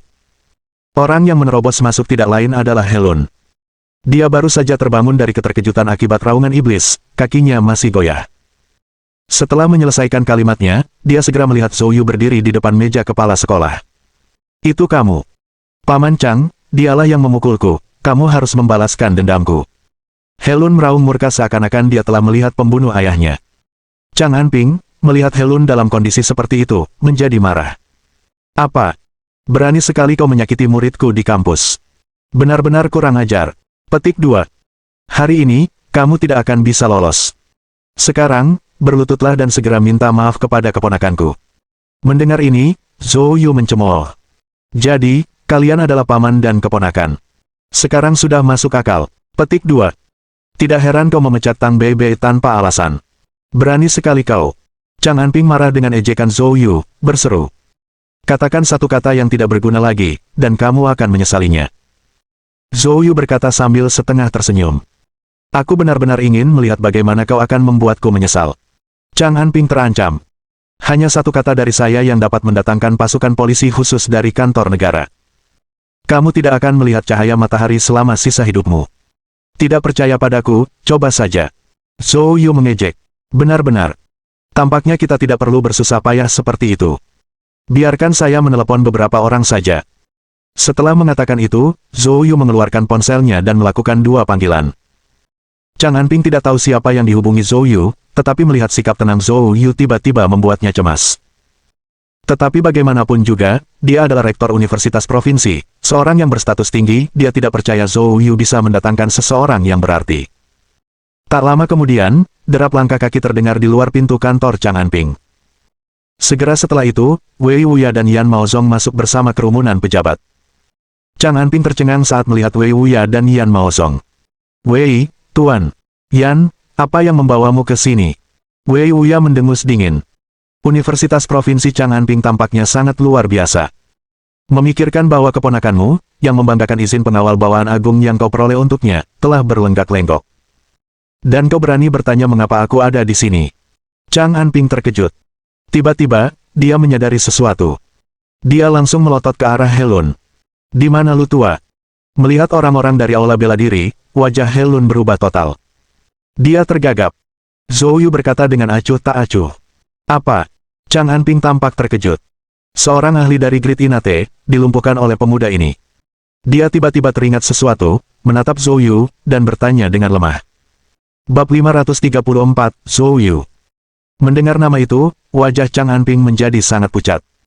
Nama Zhou Yu telah menyebar ke seluruh eselon atas ibu kota selama sebulan terakhir, bahkan Gubernur Qi Guochang telah menyebutkannya beberapa kali pada kesempatan yang berbeda. Sebagai presiden universitas provinsi, dia tentu menyadari hal itu. Dia tidak pernah membayangkan bahwa Helun benar-benar akan memprovokasi Zhou Yu. Untuk sesaat, Chang Anping merasakan keringat dingin membasahi punggungnya. Pada saat inilah Yan Maozong angkat bicara.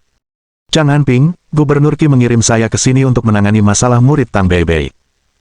Mengenai tuduhan palsu terhadap siswa Tang Beibei, kudengar pendirian sekolahmu sangat jelas, yakin bahwa Helun tidak bersalah, dan bersikeras mengeluarkan Tang Beibei, kan? Chang Anping bergidik ketakutan. Ini. Yan, mungkin ada kesalahpahaman di sini. Zhou Yu tertawa dingin.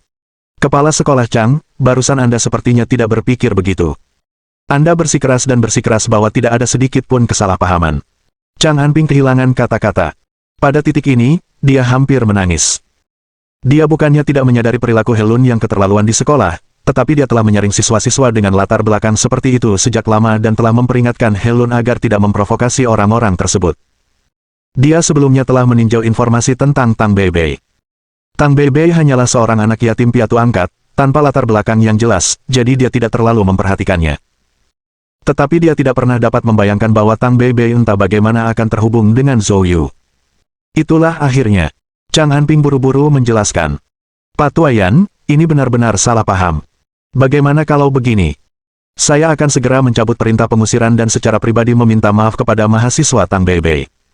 Petik 2. Si Tuayan tertawa dingin. Tidak perlu melakukan itu. Gubernur Qi mengatakan bahwa ia telah menerima banyak surat keluhan tentang Universitas Provinsi selama 2 tahun terakhir. Kali ini, dia memintaku agar kamu kembali untuk melakukan penyelidikan. Petik 2. Setelah berkata demikian, Yan Tua memberi isyarat dengan lambaian tangannya. Bawa dia pergi. Bawahannya segera bergegas maju dan menahan Chang Anping. Yan Tua, Yan Tua. Chang Anping masih ingin memohon belas kasihan, tetapi tidak ada kesempatan, dan dia tiba-tiba diseret keluar. Setelah Yan Maozong membawa Chang Anping pergi, dia menatap Tang Beibei dengan senyum ceria. Kamu pasti Tang Beibei. Jangan khawatir, semuanya telah terselesaikan. Fokuslah pada studimu. Aku sudah menunjuk kepala sekolah baru dan sudah menginstruksikan kepadanya bahwa jika kamu mengalami masalah, pergilah langsung ke kepala sekolah yang baru.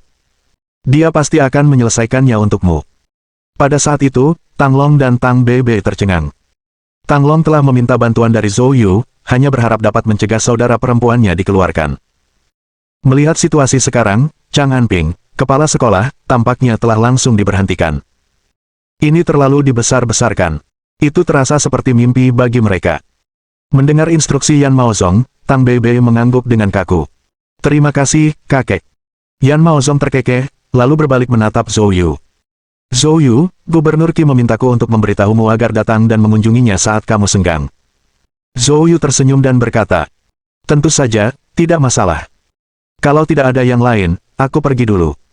Yan Maozong memberi isyarat dan kemudian pergi bersama orang-orangnya. Zhou Yu berbalik menatap Helun, dia tidak mau repot-repot membuang kata-kata dan langsung menendang Helun keluar pintu. Ingat, saat sesi belajar mandiri malam ini, berlututlah dan minta maaf kepada Tang Beibei di hadapan semua guru dan siswa. Helun, yang ditendang keluar seperti anjing mati oleh Zhou Yu, bergegas pergi. Namun di wajahnya terlihat kebencian yang mendalam. Setelah berlari sedikit lebih jauh, dia segera mengeluarkan telepon genggamnya dan menelepon ayahnya. Ayah, tolong aku dipukuli di sekolah, dan mereka bahkan ingin aku berlutut dan meminta maaf di depan semua guru dan siswa malam ini. Dan Paman Chang, dia telah dijatuhkan oleh seseorang yang mereka pekerjakan. Haizu, kota provinsi. Di lantai atas gedung pencakar langit yang mewah. Wajah pria setengah baya itu dipenuhi amarah. Dia adalah kepala keluarga He Tianhua. Setelah menerima telepon dari putranya, He Tianhua segera memerintahkan orang untuk menyelidiki latar belakang Zhou Yu. Mereka mendapati bahwa Zhou Yu sebenarnya mempunyai reputasi penting di ibu kota. Bahkan kekuatan-kekuatan besar seperti Asosiasi Letian, keluarga Liu, dan keluarga Gao telah ditangani olehnya. Saat dia melihat informasi Zhou Yu, ekspresinya menjadi gelap. Zhou Yu, anak ini memang punya keterampilan. Namun, keluarga He tidak seperti pasukan kecil dari tempat-tempat seperti ibu kota. Jika Zhou Yu tahu apa yang baik untuknya, dia akan meminta maaf, dan kita bisa melupakan masalah ini. Petik 2. Jika tidak, maka biarkan keluarga He memberinya pelajaran. Setelah berbicara, He Tianhua segera memerintahkan orang-orang untuk menyiapkan jet pribadi untuk terbang langsung ke ibu kota.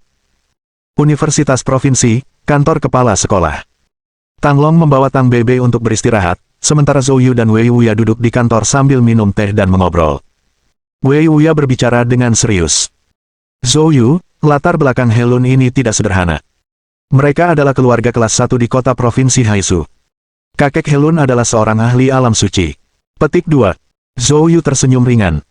Sekarang, dengan pengaruhnya, sebuah keluarga yang bahkan memiliki ahli alam suci pun tidak menjadi masalah baginya. Wei Wuya menggelengkan kepalanya sambil tersenyum kecut. Kami juga memperoleh beberapa informasi orang dalam.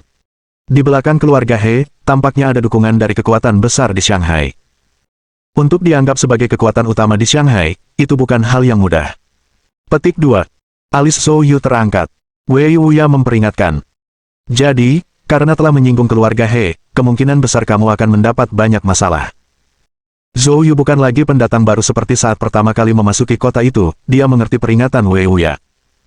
Jika mereka ingin membuat masalah, maka aku akan menyelesaikannya sekali dan untuk selamanya. Zhou Yu tahu bahwa di ibu kota saat ini, tidak banyak orang yang berani mengganggunya lagi. Satu-satunya orang yang bisa datang mungkin berasal dari Shanghai atau ibu kota itu sendiri. Jika konfrontasi dengan kekuatan dari kedua tempat ini tidak dapat dihindari cepat atau lambat, ada baiknya dimulai dengan keluarga He. Mendengar perkataan Zhou Yu, Wei Wuya sedikit terkejut karena dia tampaknya memahami niat Zhou Yu. Waktu segera mendekati malam. Di Universitas Provinsi, di bawah perintah kepala sekolah baru, pertemuan semua guru dan siswa diadakan di lapangan olahraga. Pertemuan itu sebagian merupakan pertemuan penyambutan bagi kepala sekolah baru, dan sebagian lagi untuk membahas insiden dengan Tang Beibei. Pada saat itu, di belakang panggung tempat berlangsungnya acara, Zhou Yu menatap Helun dengan mata dingin. Merangkaklah ke sana sendiri, berlututlah untuk menjelaskan situasinya, lalu minta maaf. Kamu tidak akan bangun malam ini, teruslah berlutut sampai fajar. Petik 2. Helun menundukkan kepalanya. Gila dengan kebencian di hatinya, dia tidak berani membalas tanpa kehadiran ayahnya. Apakah kamu belum akan naik ke panggung? Zhou Yu mengomel. Tepat pada saat itu, terdengar suara marah. Bab 535. Minta maaf di panggung. Zhou Yu mendongak dan melihat dua orang menyerbu dengan marah. Keduanya memiliki aura yang luar biasa, masing-masing pada alam bawaan. Melihat pemimpinnya, Helun yang tadinya putus asa, langsung menampakkan ekspresi terkejut sekaligus gembira. Ayah, akhirnya kalian datang. Pria itu tak lain adalah He Tianhua. Melihat putranya dipukuli hingga sedemikian rupa, He Tianhua langsung menjadi marah. Kamu pasti Zhou Yu. Lepaskan anakku. Jika kau berani membuatnya meminta maaf di atas panggung, keluarga Hekul di Haizu tidak akan pernah membiarkanmu pergi. Petik 2. Wei Wuya tidak menyangka He Tianhua akan datang sendiri, dan secepat itu. Dia berkata dengan dingin. He Tianhua, ini negara Qin, apa yang ingin kau lakukan? Saat itulah He Tianhua memperhatikan Wei Wuya. Matanya berkedut sedikit, lalu dia menahan amarahnya. He Tianhua secara alami mengenali menteri ini dari Balai Bela Diri Negara Qin. Dia semula mengira putranya hanya menyinggung Zhou Yu. Dia tidak menyangka Wei Wuya sendiri akan datang ke sini. Kulitnya berubah agak jelek. Jika Balai Bela Diri Negara Qin ikut campur, masalah akan menjadi rumit. Pada saat itu, Zhou Yu tiba-tiba berbicara. Buah jatuh tak jauh dari pohonnya, dengan ayah sepertimu, tak heran anak ini berani melakukan apa yang dilakukannya. Apa katamu? He Tianhua kembali marah. Zhou Yu mencengkeram rambut Helun dan menarik kepalanya ke atas. Aku bilang, karena tidak ada yang mendidiknya dengan baik, aku akan mendisiplinkannya untukmu. Tamparan. Zhou Yu menamparkan wajah Helun. Bersamaan dengan tamparan itu, darah mengucur dari mulut Helun dan beberapa giginya rontok. Zhou Yu menjawab dengan dingin.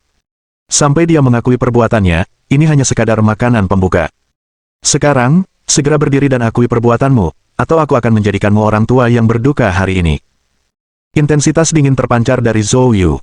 Helun menjerit kesakitan. He Tianhua sangat marah tetapi menahan diri karena kehadiran Wei Wuya, tidak berani bertindak gegabah. Zhou Yu, apapun yang dilakukan anakku, dia tidak melakukan pembunuhan atau pembakaran. Jangan membuatnya meminta maaf di atas panggung, katakan saja padaku berapa kompensasi yang kau inginkan. Apakah itu hanya uang? Keluarga saya mampu membelinya. Petik 2. Sampai pada titik ini, He Tianhua masih berpikir bahwa uang dapat menyelesaikan masalah. Adapun reputasi Tang Beibei, hal itu tidak pernah masuk dalam pertimbangannya. Zhou Yu mencibir. Naik ke atas panggung untuk meminta maaf adalah hal yang tidak bisa diabaikan. Kompensasi juga diperlukan, kata He Tianhua dengan marah. Zhou Yu, jangan pergi terlalu jauh. Dibandingkan dengan uang, He Tianhua tentu lebih menghargai reputasi, pengakuan publik putranya akan menjadi pukulan besar bagi nama baik keluarga He. Terutama di tempat seperti Haizu, di mana status sosial adalah segalanya, keluarganya akan menjadi bahan tertawaan di masyarakat kelas atas untuk waktu yang lama. Aku bertindak terlalu jauh. Zhou Yu mengejek. Sepertinya kamu masih belum mengerti aku. Sambil berbicara, Zhou Yu tiba-tiba mengencangkan cengkeramannya di tenggorokan Helun, mengangkatnya dari tanah. Peringatan terakhir, jangan naik ke panggung, atau kamu akan mati. Tidak percaya padaku? Cobalah. Petik 2. Helun terengah-engah saat Zhou Yu mencekiknya, berjuang mati-matian. Saat Helun hampir mati lemas, He Tianhua tidak dapat menahannya lagi. Dia dan ahli alam bawaan di sisinya hampir saja marah besar. Namun raut wajah Wei Wuya berubah gelap, lalu dia melangkah maju, melepaskan aura Saint Realm, melingkupi kedua lelaki itu. Wajah mereka berubah mengerikan, tidak berani bergerak. Tanpa pilihan lain, He Tianhua menahan amarahnya dan berkata, "Biarkan dia pergi." Mendengar ini, Zhou Yu mencibir dan melemparkannya ke tangga panggung. Setelah Helun siuman, karena tidak ada harapan lagi, dia menguatkan dirinya dan dengan gemetar berjalan ke atas panggung, di hadapan mata semua siswa dan guru. Teman-teman mahasiswa, nama saya Helun, dan mengenai banyaknya foto Tang Bebe di kamar hotel yang muncul di forum kampus pagi ini, foto-foto itu sebenarnya hasil editan Photoshop oleh seseorang yang saya pekerjakan. Niatnya adalah, pengakuan Helun menyebabkan keributan di kalangan siswa dan guru. Sekelompok pelajar mengumpat dari bawah, menciptakan pemandangan spektakuler. Di tengah kerumunan, Tang Bebe sudah menangis terseduh-seduh. Sebelum malam ini, dia pikir reputasi dan hidupnya telah hancur. Namun kini, dia terbukti benar. Dia menangis karena gembira. Tang Long juga tetap berada di sisi Tang Bebe, dan menyaksikan pemandangan di atas panggung. Dia bertekad dalam hatinya untuk hanya mengakui Zhou Yu selama sisa hidupnya, orang lain mungkin juga dianggap orang asing, bahkan jika itu adalah kaisar sendiri. Di belakang panggung, He Tianhua menyaksikan putranya mengakui segalanya di atas panggung, mendidih karena kebencian. Dia tidak menunggu Helun turun sebelum berbalik dan pergi. Zhou Yu tidak menghentikannya. Setelah He Tianhua pergi, Wei Wuya berkata dengan sungguh-sungguh. Zhou Yu, melihat penampilan He Tianhua saat dia pergi, dia pasti akan membalas dendam. Zhou Yu terkekeh. Saya sudah lama siap dengan tindakan balasan. Jika dia berani bergerak. Wei Wuya terdiam sejenak, terkejut. Apa yang sedang kamu rencanakan? Bibir Zhou Yu melengkung ke atas. Baru saja, aku sudah meminta Yang Xiu dan Lou Moyan untuk pergi ke kota provinsi Haizu. Jika keluarga He berani bertindak, aku akan memastikan mereka tidak akan pernah memiliki pijakan di kota provinsi lagi. Pikiran Wei Wuya tergerak, lalu dia menunjukkan senyuman. Dua ahli Saint Realm seharusnya cukup untuk mengalahkan keluarga He. Bab 536. Tuan tua dia. Sebuah hotel di ibu kota provinsi. He Tianhua menyerbu kembali ke hotel, marah. Di sampingnya, seorang tetua tamu dari keluarga He berkata dengan sungguh-sungguh. Kepala keluarga, Zhou Yu, mengandalkan perlindungan Wei Wuya, tidak memberikan muka apapun kepada keluarga He. Saya pikir kita harus memberitahu kepala keluarga lama dan menyuruhnya maju untuk memberi Zhou Yu pelajaran. Petik 2. Jika tidak, kehormatan keluarga He akan hilang sepenuhnya. He Tianhua mengangguk. Keluarga He sangat peduli dengan muka, dan situasinya akan jauh lebih rumit jika ayahnya mengetahui masalah ini terlebih dahulu. Namun, saat He Tianhua hendak mengeluarkan ponselnya untuk menelepon, ponselnya berdering terlebih dahulu. Melihat ide penelepon, wajah He Tianhua langsung berubah. Ayah, apakah ayah memanggilku? Tanyanya. Di ujung telepon yang lain, terdengar suara tua namun mematikan. He Tianhua, apa yang sedang kamu lakukan? Mengapa Lun berlutut dan meminta maaf di Universitas Provinsi Kinsu? Wajah He Tianhua berubah drastis. Apa yang paling ditakutkannya telah terjadi. Orang tua itu mengetahuinya terlalu cepat. He Tianhua tidak punya pilihan selain mengeraskan kepalanya dan berkata, Ayah, aku baru saja akan meneleponmu tentang masalah ini, begini. Pada titik ini, dia hanya bisa membuat situasinya terdengar lebih parah dari yang sebenarnya. Setelah memberikan penjelasan bertele-tele dan berlebihan, kepala keluarga tua dari keluarga He memarahi dengan keras. Tianhua, kamu telah sangat mengecewakan ayahmu. Aku sudah mempercayakan keluarga He kepadamu selama 10 tahun. Apa yang telah Anda lakukan untuk keluarga He dalam 10 tahun ini? Sekarang, kau bahkan membuat Lun kehilangan muka demi keluarga He kita di Kinsu. Menurutku kamu sudah tidak layak lagi menjadi kepala keluarga. Kembalilah segera dan hadiri pertemuan tingkat tinggi keluarga dan serahkan wewenang keluarga Anda. Wajah He Tianhua langsung memucat. Kepala keluarga lama tidak memberi He Tianhua kesempatan lain untuk membuat alasan. He Tianhua tahu betul kepribadian ayahnya. Ayahnya orang yang tegas dan penuh tekad. Sekarang setelah dia berbicara, jelaslah, petinggi keluarga telah membuat keputusan, dan dia tidak akan mempertahankan jabatannya sebagai kepala keluarga. He Tianhua menghela napas dan tidak punya pilihan selain mematuhi keputusan itu. Saat dia menutup telepon, dia langsung tampak bertambah tua 10 tahun. Setelah pukul 10 malam, Zhou Yu meninggalkan universitas ibu kota provinsi.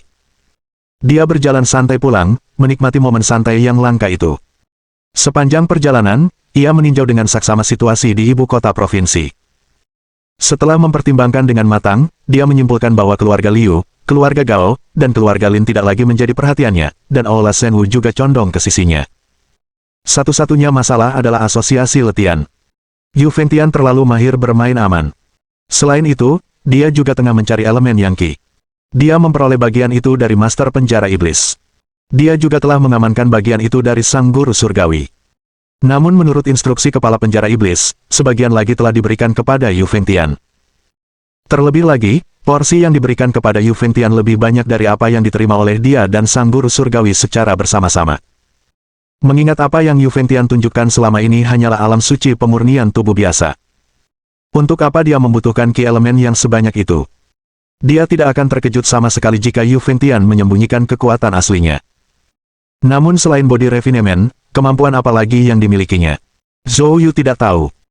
Berurusan dengan seseorang seperti Yu Fengtian, Zhou Yu merasa agak tidak yakin bagaimana cara melanjutkan. Sambil memikirkan ini, Zhou Yu kembali ke villa Half Moon Bay. Namun saat dia melangkah melewati gerbang villa, Zhou Yu tiba-tiba berhenti dan kemudian mendongak dengan tatapan tajam. Berdiri di bawah sinar bulan sekitar 100 meter di depan adalah sosok bayangan. Orang itu tampak tua dan lemah, tetapi memancarkan aura yang mengesankan. Berdiri di sana, dia benar-benar menghalangi jalan Zhou Yu. Saat Zhou Yu menatapnya, sebuah kekuatan dahsyat meledak dari sosok itu dan menukik ke arah Zhou Yu bagaikan gelombang pasang. Kekuatan yang digunakan sangat dahsyat dan berdarah. Alam suci pemurnian tubuh. Zhou Yu mengerutkan kening saat teknik kuali emas aktif seketika, dan dia menyipitkan matanya, mengamati sosok itu. Orang tua itu perlahan berbalik. Apakah kamu Zhou Yu? Ya, ini aku. Kalau begitu benar, aku di sini untuk mengambil nyawamu. Saat kata-kata itu terucap, sosok lelaki tua itu berkelebat bagaikan hantu di bawah langit malam, mendekat dalam sekejap. Dentang. Pedang panjang, berkilauan dengan cahaya bulan yang dingin, menusuk langsung ke dahi Zhou Yu. Saat pedang itu mengiris udara, langit malam seakan tertusuk, dan suara mendesing rendah namun menakutkan keluar dari pedang itu. Cahaya pedang yang kuat membentang lebih dari 10 inci. Zhou Yu mengerutkan kening. Ilmu pedang pria ini merupakan ilmu pedang tingkat tertinggi yang pernah ditemuinya. Zhou Yu memilih untuk tidak menghadapinya secara langsung. Dengan memanfaatkan teknik kuali emas dan kekuatan geng naga, ditambah peningkatan dari tangga gunung dan sungai, dia menghindari serangan pedang sambil melayangkan pukulan ke arah lelaki tua itu. Orang tua itu mendengus dingin, mengayunkan pedangnya secara horizontal, langsung mematahkan pukulan itu. Dalam waktu kurang dari sedetik, kedua pria itu telah bergerak, tetapi tidak ada yang melukai satu sama lain. Zhou Yu menatap lelaki tua itu dengan dingin. Kata lelaki tua itu dengan dingin. Kau sudah tahu, kau pikir dengan perlindungan Wei Wuya, kau bisa melakukan apapun yang kau mau di depan keluarga He. Sekarang, aku di sini untuk mengambil nyawa anjingmu. Bisakah Wei Wuya melindungimu sekarang? Bab 537 3 dikurangi 5 dibagi 2. Zhou Yu menggelengkan kepalanya dan tertawa. Keluarga He bertindak cepat, tetapi otak mereka tampaknya tidak bekerja dengan baik. Setelah mengetahui di mana keluarganya tinggal, apakah mereka benar-benar tidak menyelidiki kekuatannya? Tentu saja, Zhou Yu tidak mau repot-repot menjelaskan. Dia perlahan mengangkat tinjunya. Eight Desolation Fist berkumpul seketika, menyapu ke arah kepala keluarga tua dari keluarga He. Kepala keluarga He yang tua itu mencibir dan mengayunkan pedangnya lagi. Namun kali ini, Zhou Yu tidak menghindar, ia mengangkat tinjunya dan menghadapi serangan itu secara langsung.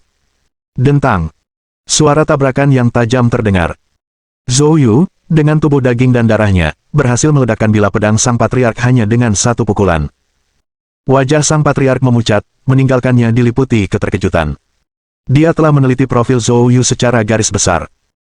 Akan tetapi, informasi yang dimiliki keluarga He tentang Zhou Yu sebagian besar adalah tentang koneksinya. Sang patriark mengetahui bahwa Zhou Yu berada di bawah perlindungan tokoh-tokoh seperti Wei Wuya dan Qi Guochang. Data tentang kemampuan Zhou Yu hanya menunjukkan bahwa ia telah membunuh Master Surgawi Jin Dingtian. Seseorang seperti Master Surgawi Jin Dingtian hampir tidak layak mendapatkan perhatian sang patriark. Akibatnya, dia tidak pernah menganggap serius Zhou Yu. Butuh usaha yang cukup besar untuk menemukan kediaman Zhou Yu dan menyergapnya di sini, dengan tujuan melenyapkan Zhou Yu sebelum Wei Wuya dan yang lainnya dapat bereaksi. Namun yang mengejutkannya, kekuatan Zhou Yu jauh melampaui ekspektasinya. Menghentikan pedangnya dengan tangan kosong. Apakah ini benar-benar kekuatan seorang seniman bela diri bawaan? Zhou Yu berbicara dengan acuh tak acuh. Pedang ini tidak buruk, tapi sayangnya, ilmu pedangnya terlalu lemah untuk bisa dimiliki. Sang patriark langsung marah besar. Dia adalah seorang veteran tua di dunia persilatan, selain menjadi master alam suci, kritik tajam Zhou Yu merupakan penghinaan yang tak tertandingi. Dasar anak kurang ajar. Sang patriark melancarkan serangkaian serangan pedang yang cepat. Setiap serangan ditujukan ke titik vital Zhou Yu. Namun Zhou Yu dengan Eid Desolatevis berhasil menangkal pedang panjangnya dengan kuat. Cahaya pedang sang patriark tampak seperti kabut bagi Zhou Yu, tidak menimbulkan halangan apapun. Terlebih lagi, tinju Zhou Yu tampaknya membubarkan cahaya pedangnya. Apa yang sedang terjadi? Setelah beberapa kali serangan yang tidak membuahkan hasil, sang patriark segera merasakan ada sesuatu yang tidak beres. Dia melihat cahaya keemasan samar menutupi tinju Zhou Yu. Cahaya keemasan inilah yang menghancurkan cahaya pedangnya. Ketidakpastian tampak di matanya. Tiba-tiba, sebuah kenangan terlintas dalam benaknya. Ini adalah ki sejati emas merah. Tepat saat tetua itu terhuyung kaget, Zhou Yu tampak berubah menjadi hantu di bawah kakinya, menghilang dari tempat asalnya. Ketika dia muncul kembali, dia sudah berada di belakang sang patriark. Berdebar. Tinjunya yang diisi dengan ki sejati emas merah, menghantam langsung ke punggung sang patriark. Sang patriark, bagaimanapun juga, adalah seorang Master Saint Realm yang berpengalaman. Di saat hidup dan mati, instingnya menyuruh dia menaruh pedangnya di belakang punggungnya. Tetapi kekuatan pedang terletak pada ketajamannya, bukan kemampuannya melindungi tubuh seperti baju besi. Retakan. Pukulan itu mendarat dengan keras pada pedang. Tinju Zhou Yu membengkokkan pedang panjang itu dan, melalui bilah yang bengkok, menghantam tubuh sang patriark. Suara tulang yang hancur bergema. Red Gold Rookie merupakan ancaman mematikan bagi seorang Master Saint Realm yang tidak memiliki keterampilan bertahan. Master biasa di Saint Realm akan terluka parah hanya dengan satu pukulan. Sang patriark tidak terkecuali. Wajahnya langsung berubah pucat dan, dengan darah muncrat dari mulutnya, ia terhuyung ke depan. Tendang mereka saat mereka jatuh, ambil nyawa mereka. Wujud Zhou Yu kembali muncul saat ia mengejar. Tendangan menyapu. Sang patriark tidak punya cara untuk menghindar dan langsung ditendang di pinggang oleh Zhou Yu, membuatnya terpental. Pukulan berat itu membuat sang patriark tidak berdaya untuk melawan. Dia terbanting ke tanah dengan keras, darah mengucur dari mulutnya. Zhou Yu melangkah maju dan berdiri tepat di dekatnya, saat sang patriark berteriak. Darah mengalir keluar dari mulutnya. Pada saat ini, sang patriark berbaring di bawah kaki Zhou Yu. Kepanikan memenuhi matanya. Dia, seorang Master Saint Realm, telah dikalahkan dalam beberapa saat oleh seorang pemuda yang baru berada di tahap bawaan. Bagaimana mungkin seorang seniman bela diri bawaan memiliki ki sejati emas merah? Sang patriark benar-benar bingung. Tentu saja, Zhou Yu tidak akan menjelaskan apapun kepadanya. Kamu datang mencariku, jadi kamu pasti sudah siap mati. Jadi, aku akan mengabulkan permintaanmu dan mengantarmu pergi. Zhou Yu mengerahkan tenaga dengan kakinya, dan Nether Fire Truki mengalir ke tubuh pria itu. Dalam sekejap, organ dalamnya berubah menjadi abu karena Nether Fire Truki. Sang patriark bahkan tidak mempunyai kesempatan untuk berbicara sebelum nyawanya dihabisi. Setelah berurusan dengan sang patriark, Zhou Yu menelepon Wei Wuya agar menyuruh seseorang membersihkan sisa-sisa kejadian. Lalu, dia menelepon Yang Xiwu. Yang tua, di mana kamu sekarang? Yang Xiwu tertawa. Lao Lou dan aku sedang dalam perjalanan ke ibu kota provinsi. Begitu Anda sampai di sana, jangan katakan apapun, bertindak saja. Satu-satunya penguasa Saint Realm dari keluarga He sudah mati. Ekspresi kegembiraan melintas di wajah Yang Xiwu. He Tianhua kembali ke keluarga He di ibu kota provinsi, berantakan dan sedih. Tepat saat dia memasuki pintu, dia melihat adik laki-lakinya, He Tianyu, datang ke arahnya. He Tianyu memasang wajah mengejek. Oh, saudaraku tersayang, kamu kembali. Kepala keluarga benar-benar telah membawa kehormatan bagi keluarga He kali ini. Sekarang, seluruh jajaran atas kota provinsi tahu tentang apa yang terjadi pada putra kesayangan Anda di Universitas Qinsu. Petik 2. Dengan ekspresi muram, He Tianhua tidak berkata apa-apa dan bersiap langsung menuju ke tempat tinggalnya sendiri. Namun He Tianyu menghalangi jalannya. Kamu mau pergi kemana, kakak? Para anggota keluarga senior sedang menunggu di ruang konferensi. Jangan membuat mereka menunggu terlalu lama. Menyelesaikan kata-katanya, He Tianyu minggir dan menunjuk ke arah ruang konferensi. Silakan, silakan, kakak. Bab 538. Foto. He Tianhua dipaksa datang ke ruang pertemuan keluarga He. Di dalam ruang pertemuan, para petinggi keluarga He semuanya sudah berada di tempatnya. Tatapan mata orang banyak yang memandang ke arah He Tianhua dipenuhi dengan ketidakpuasan yang luar biasa. Tanpa menunggu He Tianhua berbicara, seorang tetua keluarga He berkata dengan dingin. He Tianhua, sesuai permintaan tetua agung, kamu sekarang harus menyerahkan wewenang ketua klan dan mengosongkan posisi ketua klan. He Tianhua menghela nafas. Dia tidak membela diri tetapi perlahan-lahan melepas cincin pemimpin klan dan meletakkannya di atas meja di depannya. He Tianyu, yang berada di sampingnya, melihat cincin pemimpin klan di atas meja dan keserakahan melintas di matanya. Dia meninggalkan ruang rapat tanpa jejak dan segera kembali ke ruang kerjanya. Begitu dia kembali ke ruang belajar, dia segera mengeluarkan telepon genggamnya dan membuka foto di albumnya. Jika Zhou Yu ada di sini, dia akan langsung mengenalinya. Foto itu adalah Tang Beibei. He Tianyu menatap foto itu, kegembiraan tampak di matanya. Keponakanku yang baik benar-benar memberiku lebih dari satu kejutan. Gadis ini tampaknya adalah gadis yang dicari oleh sosok penting itu. Jika memang begitu, posisi pemimpin klan ini sama bagusnya dengan posisiku. He Tianyu, penuh antisipasi, mengirim foto itu ke kontak di teleponnya yang berlabel Tuan Yan. Sesaat setelah foto itu dikirim, telepon selulernya berdering. Melihat bahwa ide penelepon terbaca, Tuan Yan, He Tianyu segera berdiri dari kursinya, wajahnya menunjukkan kegembiraan dan rasa hormat saat dia menekan tombol jawab. Sebuah suara berat terdengar dari ujung telepon yang lain. Di Universitas Kota Provinsi Qin. Yan berkata dengan suara berat. Bagus, bagus sekali. Saya akan mengakui jasa Anda dalam hal ini.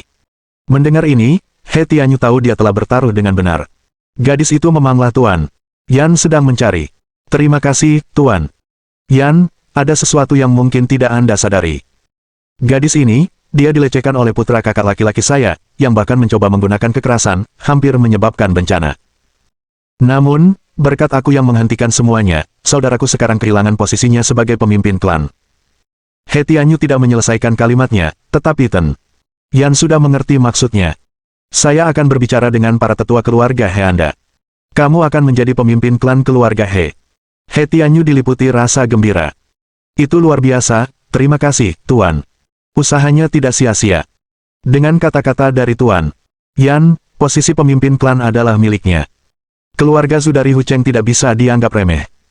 Saat He Tianyu sedang bersemangat, tiba-tiba, getaran hebat datang dari luar, diikuti oleh serangkaian keributan. Wajah He Tianyu menjadi gelap, dan dia segera keluar pintu. Saat itu, kepala pelayan panik dan berlari menghampiri. Kepala keluarga, ini buruk.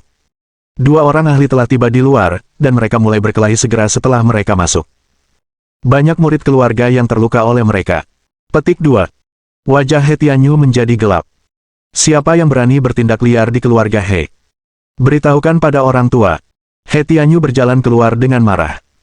Ketika dia tiba di pintu masuk villa, keempat tetua keluarga He telah muncul di sana, tetapi masing-masing dari mereka tampak seolah-olah sedang menghadapi musuh yang tangguh.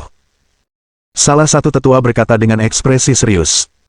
Kepala Balayang, sebagai kepala Balai Senwu Provinsi Qin, mengapa Anda menimbulkan masalah di keluarga He saya di Haizu? Apakah keluarga He-ku telah menyinggung perasaanmu? Yang Siwu mencibir. Keluarga He-mu tidak menyinggung perasaanku, tapi kamu telah menyinggung perasaan seseorang yang seharusnya tidak kamu lakukan. Saya diperintahkan untuk datang dan menyelesaikan masalah dengan keluarga He. Wajah para tetua keluarga He berubah drastis. Kepala Balayang, saya rasa mungkin ada kesalahpahaman di sini. Kepala keluarga He-ku juga seorang ahli alam suci, dan kau pasti tahu kekuatannya. Bagaimana dengan ini, ketika leluhur tua keluarga He kembali, dia akan secara pribadi menjelaskannya kepadamu. Perkataan tetua itu seolah-olah bersifat negosiasi tetapi juga mengandung ancaman terselubung. Yang Siwu tertawa terbahak-bahak. Kepala keluargamu yang lama, dia sudah meninggal dunia dan tidak bisa kembali. Tidak perlu bagimu untuk mengancamku dengannya. Petik 2. Keempat tetua keluarga He, termasuk He Tianyu yang berdiri di belakang mereka, menjadi pucat karena terkejut. Dia adalah ahli alam suci, siapa yang bisa membunuhnya? Yang Xiu tidak mau repot-repot berbicara lebih jauh. Setelah mengatakan itu, dia langsung mengambil tindakan. Dengan satu pukulan dari Yang Xiu, salah satu tetua keluarga He meludahkan darah dan terpental. Luo Moyan juga tidak tinggal diam. Apa yang dimaksud dengan tindakan dua ahli Sein Realm itu sudah jelas. Keempat tetua alam bawaan dari keluarga He bukanlah tandingan mereka. Dalam sekejap mata, keempat orang tua itu menjadi cacat. He Tianyu menyaksikan pemandangan di hadapannya dengan ngeri, lalu mundur selangkah karena takut. Pandangan Yang Xiu dan Luo Moyan tertuju pada He Tianyu. He Tianyu terjatuh ke tanah. Dia gemetar hebat hingga tidak dapat berbicara. Dia akan menjadi pemimpin klan, apakah dia akan mati di saat kritis ini? Yang Xiu dan Luo Moyan melirik He Tianyu dalam keadaannya yang menyedihkan dan mencibir, terlalu malas untuk memukulnya. Keduanya berbalik dan pergi. Bukan karena mereka berbelas kasih, tetapi semua ini atas instruksi Zhou Yu. Keluarga He, tanpa keempat tetua dan kepala keluarga tua Sein Realm, kekuatannya sangat berkurang. Mereka tidak perlu bertindak sendiri, kekuatan lain di Baocheng akan mengurus keluarga He untuk mereka. Zhou Yu tidak ingin keluarga He hancur, tetapi melemah hingga nyaris tak bisa bertahan hidup. Baru pada saat itulah mereka dapat menarik keluar kekuatan di belakang keluarga He.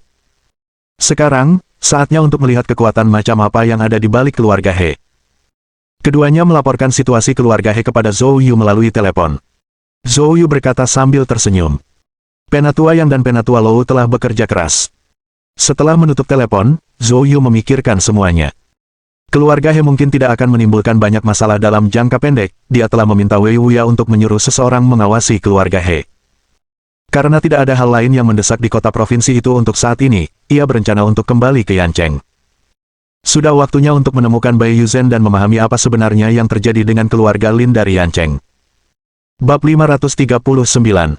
Kembali ke Yancheng. Sore itu, Zhou Yu kembali ke Yancheng. Pada saat itu, sekitar pukul 5, sebelum akhir hari kerja, Zhou Yu naik taksi ke Lin Corporation. Sudah lebih dari sebulan sejak kunjungan terakhirnya, dan Lin Corporation telah mengalami perubahan yang mengguncang dunia.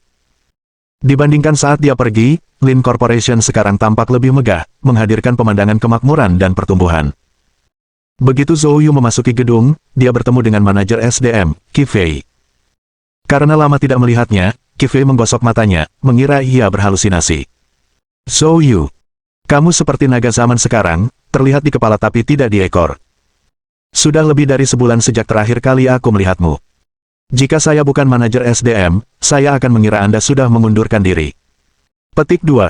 Zhou Yu terkekeh. Saya sibuk dengan beberapa hal, terus mengambil cuti. Ngomong-ngomong, karena aku sudah melihatmu, aku ingin bertanya. Saya sudah bekerja di perusahaan ini beberapa lama, namun saya belum juga menerima gaji. Bagaimana tepatnya kalian menghitung gaji saya di HRD? Mendengar pertanyaan Zhou Yu, Qi Fei tampak polos. Itu bukan urusanku.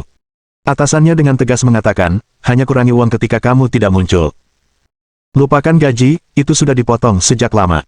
Zhou Yu kehilangan kata-kata. Qi Fei melangkah maju, menepuk bahu Zhou Yu, dan berkata dengan simpatik. Zhou Yu, bukan bermaksud mengkritikmu, tapi jelas Lin bersikap dingin padamu. Tidak bisakah kau mengatakan sesuatu yang lembut padanya? Memberikan sikap dingin. Zhou Yu tampak bingung. Namun dia tidak banyak bicara. Kamu terus saja sibuk. Aku akan naik ke atas dan melihatnya. Petik 2. Hei, kalau kamu tidak terlalu sibuk dalam beberapa hari, bagaimana kalau aku mentraktirmu makan? Zhou Yu memikirkannya. Kita tunggu waktu luang dulu, aku akan mentraktirmu. Setelah mengobrol dengan Qi Fei, Zhou Yu langsung menuju ke atas. Dia tidak langsung pergi ke kantor Lin Luoluo di lantai atas tetapi kembali ke Departemen Teknik 4.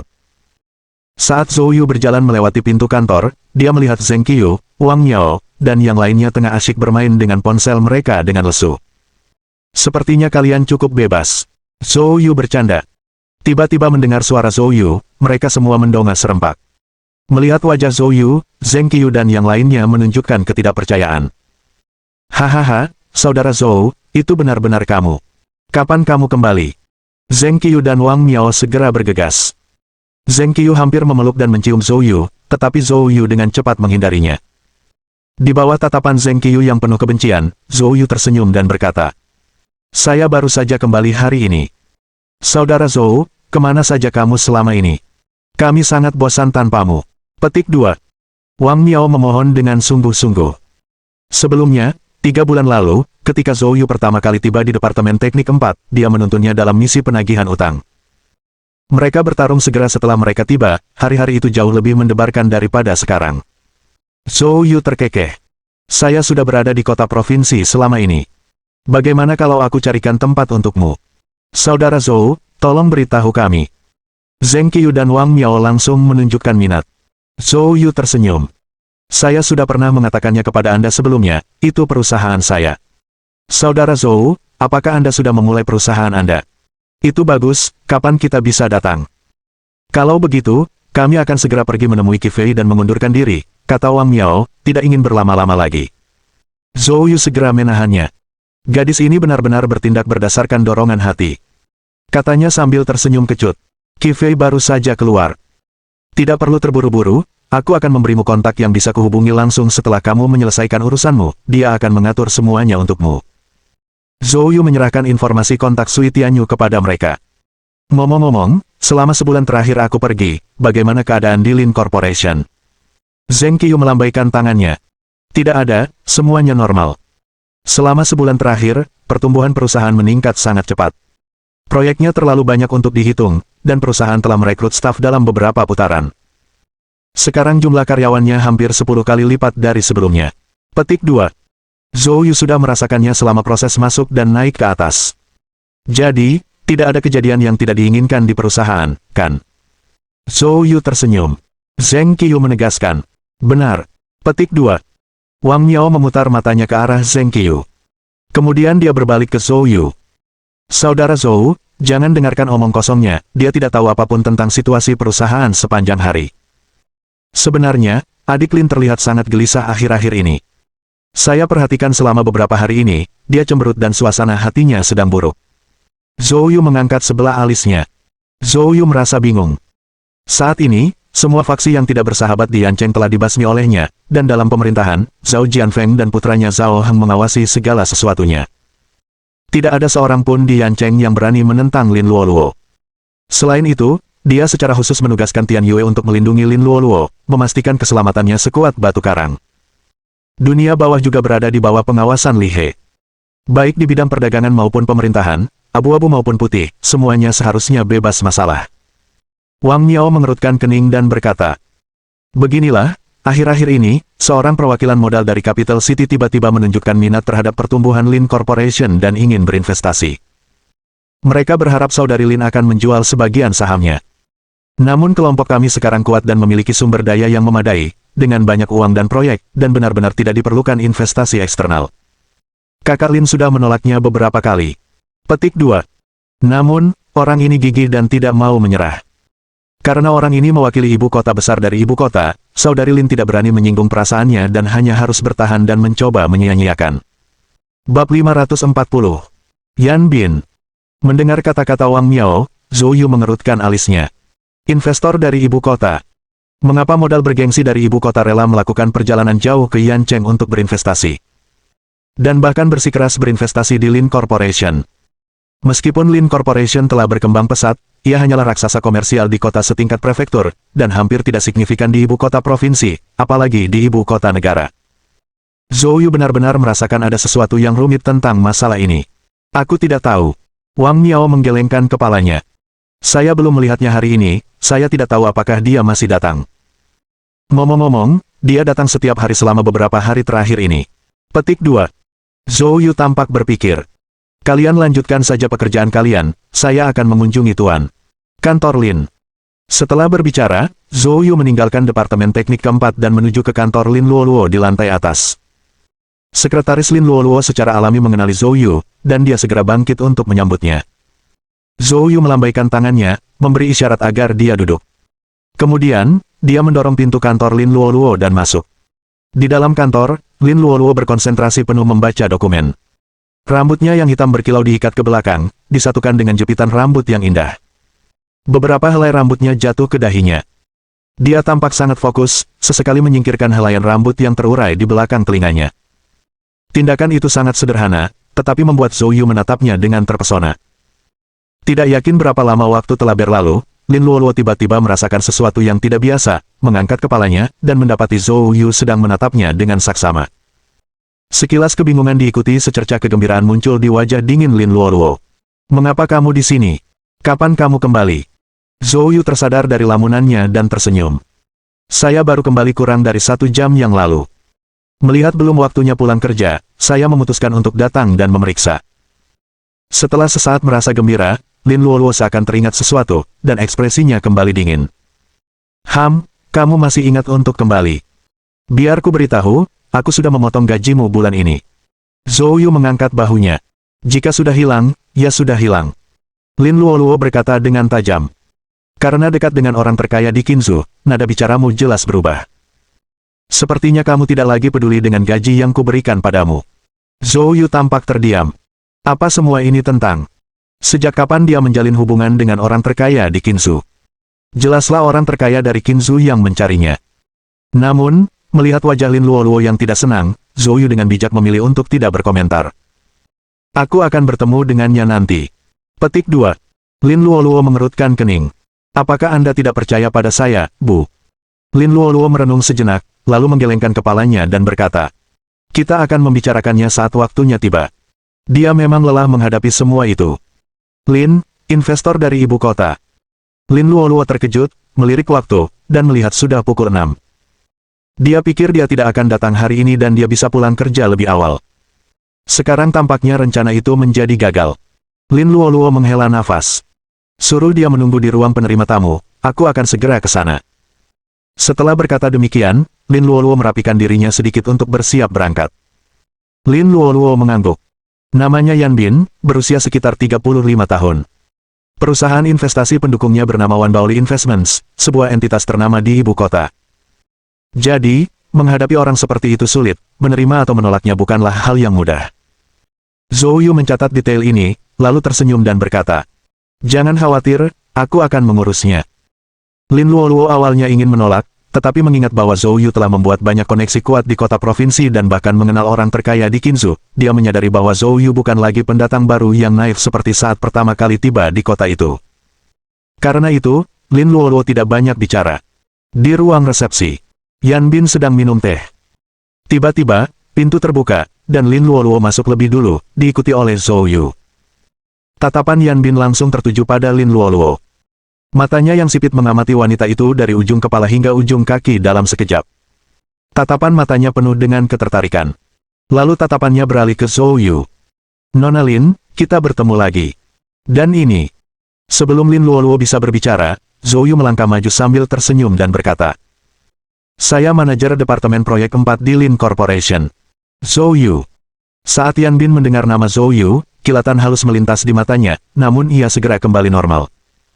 Namun, sedikit fluktuasi dalam tatapannya tidak luput dari perhatian Zhou Yu. Sentuhan ilahi, nya dengan tajam merasakan bahwa Yan Bin mengenalnya. Dan bukan sekadar perkenalan biasa, tetapi mungkin melibatkan penyelidikan terperinci.